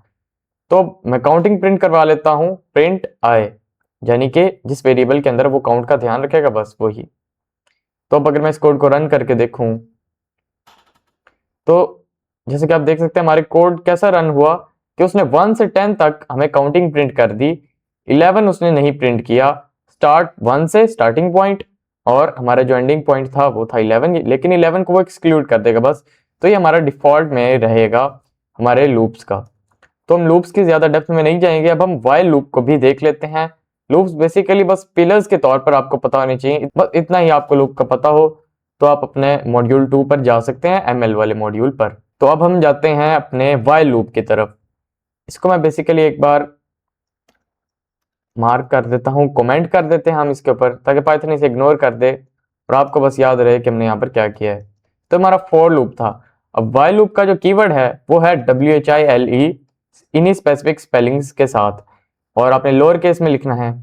तो वाइल कीवर्ड, वाइल लूप होता क्या है बेसिकली, इस लूप के अंदर हम किसी स्पेसिफिक कंडीशन के ट्रू या फॉल्स होने तक लूप लगा रहे होते हैं, यानी कि जब तक ये होता रहे तो हमारा लूप चलता रहे। जैसे गेम के अंदर जब आप नंबर गैसिंग गेम खेल रहे होते हैं तो उसके अंदर जब तक आपका नंबर सही गैस नहीं हो जाता तब तक वो गेम चलती रहती है। तो वहां पर वाइल लूप का यूज हो सकता है कि हमारा गेम तब तक चलती रहे जब तक हमारा जो गैस है वो सही ना हो जाए, करेक्ट गैस ना हो जाए। तो इसके लिए हमारे जो वाइल का कीवर्ड है वो ये रहेगा, और इसका जो सिंटैक्स है, इसके जो रूल्स हैं आपने इस तरह से इसको स्पेसिफाई करना है। वो वाइल के बाद आपने बेसिकली कंडीशन लगानी है। तो अब हम एक छोटा सा प्रोग्राम बना लेते हैं, लेकिन उसके लिए हम इनपुट मांगते हैं। वाइल लूप तब तक रहेगा जब तक जो हमारी स्पेसिफाइड कंडीशन होगी वो रहेगी। तो जब तक हमारी कंडीशन रिमेन रहेगी तब तक हमारा लूप वाइल वाला चलता रहेगा बस। तो ये है हमारा वाइल लूप। तो अब मैं एक ऐसा प्रोग्राम बनाता हूं जिसमें हम काउंट का ध्यान रखेंगे। हमें फॉर लूप के अंदर तो हमारे काउंट का ध्यान हमारा आई वाला वेरिएबल रखता था। आप वेरिएबल का नाम तो कुछ भी रख सकते हैं, आप आई की जगह कुछ भी नाम रख सकते हैं जब तक वो वेरिएबल के नेमिंग रूल्स को फॉलो करेगा तब तक। तो यहां पर मैं एक वेरिएबल क्रिएट कर लेता हूं काउंट के नाम से, आई के नाम से, आई इक्वल्स टू 0। तो यहां पर मैंने इनिशियली हमारा स्टार्टिंग पॉइंट 0 बेसिकली ऐड कर दिया। और अब हम इसके ऊपर कंडीशन लगाएंगे कि जब तक हमारा प्रोग्राम 5 टाइम्स रन ना हो जाए, यानी कि जब तक यहां पर वैल्यू 5 ना आ जाए इस वेरिएबल के अंदर, तब तक ये हमारा प्रोग्राम चलता रहे। तो उसके अंदर हम क्या कर सकते हैं, while i इज, कि जब तक जो हमारा i है उसकी वैल्यू जब तक 5 से कम रहेगी या 5 के बराबर भी, 5 के बराबर या 5 से कम, जब तक हमारे i यानी जो हमारा काउंट है उसकी वैल्यू जब तक इससे कम रहेगी तब तक ये हमारा बेसिकली प्रोग्राम चलता रहे। ग्रेटर देन, लेस देन और इक्वल टू का बेसिकली मैंने कंपैरिजन ऑपरेटर यूज किया है। ये कंपेयर करेगा i की वैल्यू को जो कि हमारे काउंट का ध्यान रखेगी, और हमने इस i की वैल्यू में हमारे एक लूप के चलने के बाद हम 1 को ऐड कर देंगे। तो इनिशियली 0 है तो हम ऐड करते जाएंगे 1 को, वो स्टेप अभी हम करेंगे। तो जब तक हमारे i की वैल्यू कम है या 5 से या बराबर है 5 के, तब तक हमारा while लूप रन होता रहेगा। तो अब हम बेसिकली अपने i के अंदर इंक्रीमेंट करेंगे, लेकिन उससे पहले हम बस बता देंगे यूजर को कि हमारी जो एक बार हमारा प्रोग्राम रन हो चुका है। तो क्योंकि हमने यूजर को बताना है यानी कुछ डिस्प्ले कराना है, काउंट बेसिकली डिस्प्ले कराना है, ताकि यूजर को पता भी तो चले कि हम किस काउंट पर हैं अभी। तो उसके लिए हम प्रिंट फंक्शन का यूज करेंगे और हम उस काउंट को प्रिंट करवाएंगे। काउंट हमारा है i, तो मैप स्ट्रिंग का यूज कर लेता हूं और प्यारे से फॉर्मेट के अंदर हम इसको बस प्रिंट करवाएंगे। काउंट इज, इसके बाद कर्ली ब्रेसेस के अंदर हमारे वेरिएबल का नाम जो कि है i। अब यहां तक हमने बेसिकली प्रिंट करवा दिया i की वैल्यू। अब i की वैल्यू को हमने इंक्रीज भी तो करना है जब हमारा लूप एंड हो जाए, एक बार बेसिकली जब हमारा लूप कंप्लीट हो जाएगा। तो जब तक ये कंडीशन हमारी रहेगी, तो ये कंडीशन ही है, जब तक ये कंडीशन हमारी रहेगी तब तक हमारा while लूप चलता रहेगा और तब तक हमें काउंट प्रिंट करवाया जाएगा।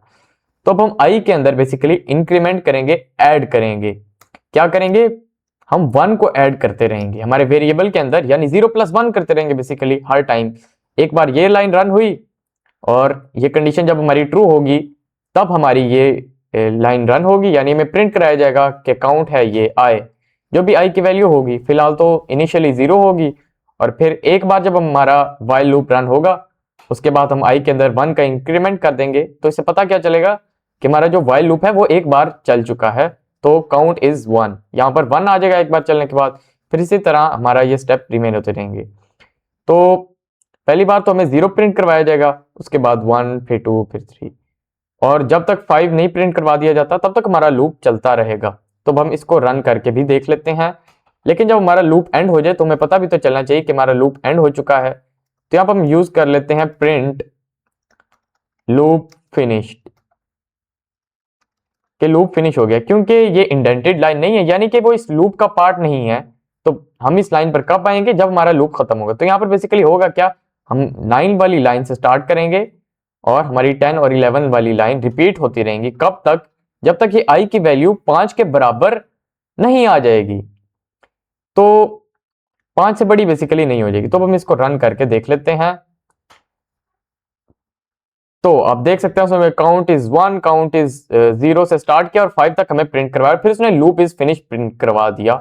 क्योंकि हमारी जो कंडीशन थी वो ही तो यही थी कि जब तक हमारे i की वैल्यू, वेरिएबल की वैल्यू 5 या 5 से कम रहेगी तब तक हमारे लूप चलता रहे। तो हमें क्या पता चला कि जो हमारा while लूप है ये तब तक चलता रहेगा जब तक हमारी कंडीशन रहेगी, जब तक हमारी कंडीशन ट्रू रहेगी या चलेगी तब तक हमारा लूप चलता रहेगा। तो बाकी बस मैंने सिंपल यूज किया, यहाँ पर बस इंक्रीमेंटेशन है, इस पर हमने पहले प्रोग्राम नहीं बनाया, लेकिन ये सिंपल है। इसमें हम क्या करें, वेरिएबल के अंदर 1 को ऐड करें, बेसिकली इसको हम इंक्रीमेंटेशन बोलते हैं। इस तरह जैसे हम इंक्रीमेंट करते हैं वैसे हम डिक्रीमेंट भी करते हैं, निकालते भी हैं। तो -1 भी हम कर सकते हैं, तो उसको हम डिक्रीमेंट बोलेंगे बेसिकली। लेकिन क्योंकि भी मैंने +5 रखा है यहाँ पर, तो इसलिए हम ऐड करेंगे, और जब तक हम +5 तक नहीं पहुंच जाएंगे तब तक हमारा लूप चलता रहेगा और हमें काउंट प्रिंट करवाता रहेगा। तो i की वैल्यू, हमारे वेरिएबल की वैल्यू जो कि काउंट का ध्यान रखेगी, वो जब तक 5 से छोटी रहेगी या 5 के बराबर रहेगी तब तक हमारा लूप चलता रहेगा और काउंट हमें प्रिंट करवाया जाएगा और हमारा 5 को हमने इंक्लूड कर लिया हमारे लूप के अंदर। तो ये था हमारा व्हाइल का सिंपल सा प्रोग्राम। मैं इन लूप्स के एडवांस नहीं जाऊंगा आगे। अब हम अगले टॉपिक पर बेसिकली चलते हैं, क्योंकि लूप्स इतने भी इंपॉर्टेंट नहीं है मशीन लर्निंग स्टार्ट करने के लिए। मेन चीजें जो हैं वो आपको वेरिएबल्स, डाटा टाइप्स और वेरिएबल नेमिंग रूल्स आने चाहिए। बेसिक आपको पाइथन के फंक्शंस का पता होना चाहिए और आपको लाइब्रेरीज का बेसिकली अच्छी ग्रिप होनी चाहिए, लाइब्रेरीज की कुछ स्पेसिफिक फंक्शनैलिटीज पर, तभी आप समझ पाएंगे मशीन लर्निंग वाले मॉड्यूल को। तो लूप व्हाइल का यूज करते हुए हम एक और प्रोग्राम भी बना लेते हैं। तो अगले टॉपिक पर बढ़ने से पहले हम अपने व्हाइल लूप के कॉन्सेप्ट्स को थोड़ा सा और मजबूत कर लेते हैं, क्योंकि हैं तो ये बेसिक सी पाइथन की, हम ज्यादा एडवांस के अंदर लेकिन फिर भी नहीं जाएंगे। तो अब हम एक वर्ड गेसिंग गेम बनाएंगे बेसिकली। तो मैं इसको भी अगेन कमेंट कर देता हूं, यानी इन कोड को भी हम साइलेंट रख लेते हैं ताकि आप रिव्यू कर सकें इनको कि यहाँ पर हम बेसिकली कर क्या रहे हैं। तो मैं 16 लाइन से अब अपना कोड स्टार्ट करता हूं और सबसे पहले मैं एक वर्ड बेसिकली सेट कर लूंगा। तो मैं क्योंकि वेरिएबल बना रहा हूं इसलिए मैंने अपने वेरिएबल का नाम रख लिया और असाइनमेंट के लिए इक्वल टू ऑपरेटर। और अब इसके अंदर मैं एक वर्ड बेसिकली रख सकता हूं। हम एक एनिमल का नेम रख लेते हैं लाइक कैट। अब मैंने एक सीक्रेट वर्ड रख दिया है, एक गेस वर्ड रख दिया है। अब जो यूजर है वो इस वर्ड को गेस करेगा और जब तक ये गेस करेक्ट नहीं हो जाता, ट्रू नहीं हो जाता, मतलब सेम नहीं गेस होता यूजर का गेस इस वर्ड के साथ यानी कैट के साथ, जब तक सेम नहीं होता तब तक हमारा ये प्रोग्राम, हमारी ये गेम चलती रहेगी। तो इस गेम को बनाने के लिए बेसिकली अब हम, क्योंकि हमने एक बार वर्ड बना लिया, अब हम इनपुट मांग लेते हैं यूजर से गेस। इस नाम का वेरिएबल बना लेता हूं ताकि इसके अंदर हम यूजर के गेस को स्टोर कर सकें। और अगेन मुझे डाटा टाइप स्पेसिफाई करने की जरूरत नहीं है क्योंकि हम स्ट्रिंग के साथ वर्क कर रहे हैं।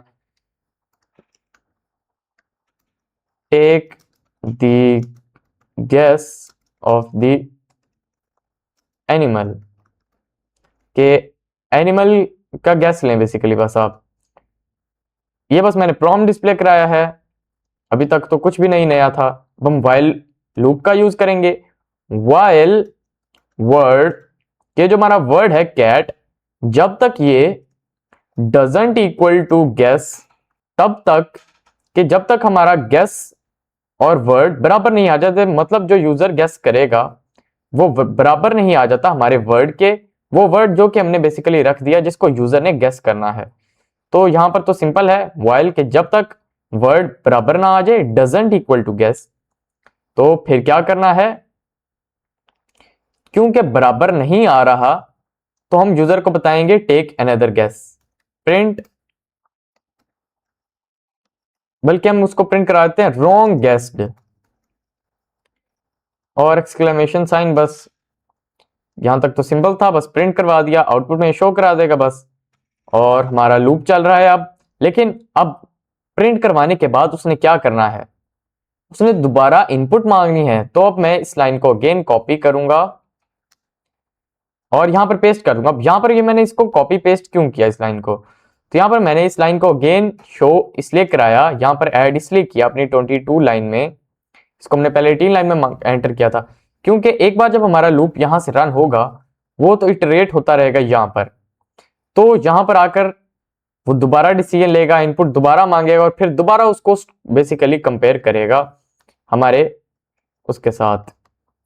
और वरना अदरवाइज क्या होगा, हम प्रिंट करवा देते हैं यू गेस्ड करेक्ट, क्या आपने सही गेस किया है। अब ये सही गेस कब होगा, जब हमारी जो कंडीशन है हो जाएगी फॉल्स, मतलब ये जो हमारा वर्ड है वो गेस वाले वर्ड के बराबर आ जाएगा। तो अब हम इसको रन करके देखते हैं। बेसिकली सबसे पहले मेरे से इनपुट मांग ली जाएगी। अब अगर मैं डॉग लिख दूं तो क्या होगा, मेरे से रॉन्ग गेस, मुझे लिख दिया गया कि आपने गेस रॉन्ग किया है, दोबारा गेस करें। अब अगर मैं लिख दूं डायनासोर, अब देखते हैं क्या होता है, wrong guess, again guess wrong था क्योंकि वो जो वर्ड चूज किया है हमारे पाइथन ने वो सेम नहीं आ रहा बेसिकली। तो अब अगर मैं कैट रख दूं, अब हम देखते हैं क्या होता है। तो उसने मुझे कह दिया यू गेस्ड करेक्ट। तो ये हमारा सिंपल सा प्रोग्राम था, वर्ड गेसिंग गेम थी। यहां तक कुछ भी फैंसी, कुछ भी नया नहीं था, क्योंकि हमने यहाँ पर बस एक वेरिएबल बनाया और उसके अंदर मैंने वो वर्ड रख दिया जो कि मैं यूजर से गेस करवाना चाहता हूं। अब यूजर को इस वर्ड का नहीं पता, प्रोग्रामर को पता है। यहाँ पर सिर्फ एक ही वर्ड है, लेकिन हम बाद में देखेंगे जब हम लिस्ट्स को पढ़ेंगे कि हम जब डाटा को कलेक्ट कर सकते हैं, मतलब जब हम मल्टीपल डाटा रख सकते हैं, मल्टीपल टाइप्स ऑफ डाटा रख सकते हैं अपने लिस्ट के अंदर, तो हम उसके साथ मैनिपुलेशन कैसे कर सकते हैं, वो बेसिकली हमारे फ्यूचर टॉपिक हैं इसी मॉड्यूल के अंदर, जिसके अंदर हम पाइथन को मास्टर कर रहे हैं मशीन लर्निंग के लिए। तो वर्ड मैंने रख दिया कैट, जिसको यूजर गेस करेगा, फिर मैंने गेस के अंदर यूजर के इनपुट को स्टोर कर दिया, वो इनपुट जो कि यूजर एंटर करेगा बेसिकली इस प्रॉम्प्ट को देखने के बाद। तो ये प्रॉम्प्ट क्या करेगा, ये प्रॉम्प्ट यूजर को डिस्प्ले हो जाएगा क्योंकि एक प्रॉम्प्ट है, और यूजर को पता चल जाएगा कि उससे एक गेस मांगा जा रहा है, उसको कहा जा रहा है कि वो गेस करे किसी एनिमल को। और क्योंकि मैंने यहाँ पर कैट रखा है तो मैंने फिर यहाँ पर कंपैरिजन शुरू कर दिया। किसका कंपैरिजन? उस गेस का जो कि यूजर लेगा, जो कि यूजर इनपुट में देगा, उसको कंपैरिजन किया जाएगा हमारे वर्ड के साथ, वो वर्ड जो कि बेसिकली मैंने स्टोर कर लिया। और जब तक ये बराबर नहीं आ जाएंगे, तो ऑब्वियसली जब तक ये बराबर नहीं आएंगे तब तक हमारा गेस करेक्ट नहीं होगा, क्योंकि कैट और डॉग में डिफरेंस है। यूजर डॉग एंटर कर दे तो डॉग और कैट बराबर नहीं है, सेम वर्ड्स नहीं है, तो गेस रॉन्ग हो जाएगा और उसको प्रिंट करवा दिया जाएगा रॉन्ग गेस। फिर हम अगली लाइन पर आ जाएंगे, अगली लाइन में उसे दोबारा इनपुट मांग ली जाएगी।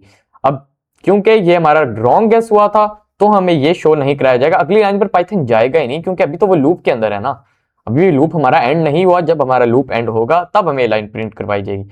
और लूप एंड कब होगा? जब ये हमारी कंडीशन हो जाएगी फॉल्स, यानी कि जो गेस होगा यूजर का, यूजर को फाइनली पता चल जाएगा कि कौन सा एनिमल बेसिकली उसे गेस करवाना हम चाह रहे हैं, या उसने कौन सा एनिमल बेसिकली गेस करना है। जब वो कैट गेस करेगा यूजर, तो उसको प्रिंट करवा दिया जाएगा यू गेस करेक्ट, और हमारा बाकी सारा कोड बेसिकली हमारी कंडीशन हो जाएगी फॉल्स, यानी कि हमारा वर्ड आ जाएगा गेस के बराबर। और ये वाली सारी लाइंस पाइथन कर देगा इग्नोर, इनको रन नहीं करेगा, क्योंकि मैंने बताया था इंडेंटेड लाइन सिर्फ तभी रन होती हैं जब वो जिसके अंदर इंडेंट हो रही हैं वो ट्रू हो। और ये क्योंकि नहीं होंगी ट्रू, क्योंकि बराबर आ जाएंगे जब वर्ड और गेस, यानी कि ये वाला कैट और ये इनपुट वाला कैट जब तक बराबर नहीं आएंगे तब तक ही बेसिकली लूप चलेगा, और जब वो बराबर आ जाएंगे तब उसे बता दिया जाएगा यू गेस्ड करेक्ट, कि आपने सही गेस किया। तो ये एक सिंपल सी वर्ड गेसिंग गेम थी। तो आपने अपनी पहली गेम भी बना ली लूप्स का यूज करते हुए। अगेन अगर मैं कैट लोअर केस में लिखूं तो पाइथन इसको रिकॉग्नाइज नहीं करेगा, क्योंकि वो सेम वर्ड नहीं है और मुझसे दोबारा इनपुट मांगी जाएगी। तो अगर मैं कैपिटल में लिखूं पहला लेटर, तो उसको अब वो रिकॉग्नाइज करेगा, और उसने मुझे कह दिया यू गेस्ड करेक्ट। अब जो भी लिख दें, कैट आप ना भी लिखें, आप अब कार लिख दें, तो भी इसको रिकॉग्नाइज नहीं करेगा, क्योंकि पाइथन को क्या पता कि कार और कैट के अंदर क्या डिफरेंस है। पाइथन को तो बस ये पता है कि कैट एक वो वर्ड है जिसको मैं कंपेयर कर रहा हूं उस इनपुट के साथ जो कि स्टोर होती है हमारी गेस के अंदर, या वो गेस जो कि यूजर लेगा। और जब तक वो बराबर नहीं आएंगे तब तक उसे रॉन्ग गेस बता दिया जाएगा कि आप दोबारा गेस करें, उसे इनपुट बार बार मांगी जाएगी, और जैसे ही वो सही गेस करेगा उसको प्रिंट करवा दिया जाएगा यू गेस्ड करेक्ट। तो ये हमारा सिंपल सा प्रोग्राम था। अब हमने लूप्स कंप्लीट कर लिए हैं, हम लूप्स की ज्यादा डेप्थ में नहीं गए क्योंकि एक छोटा सा टॉपिक था, इतने ज्यादा एडवांस कॉन्सेप्ट्स हम लूप्स के नहीं समझेंगे। ब्रेक, कंटिन्यू, हम उन कंट्रोल फ्लो के ऊपर नहीं जाएंगे, क्योंकि अभी हम बिगिनर हैं और हमने पाइथन को सिर्फ मास्टर करना है मशीन लर्निंग के लिए। हमने पाइथन के अंदर एक्सपर्ट नहीं बनना। आपने बस इतनी पाइथन आपको आनी चाहिए कि आप अपना मशीन लर्निंग प्रोग्राम बना सकें, आपको बेसिक्स का पाइथन का पता हो। ज्यादा एडवांस प्रोग्रामर बनने की आपको जरूरत नहीं है, ज्यादा एफिशिएंसी मारने की जरूरत नहीं है। तो बस हम आगे चलते हैं अब अपने अगले टॉपिक पर।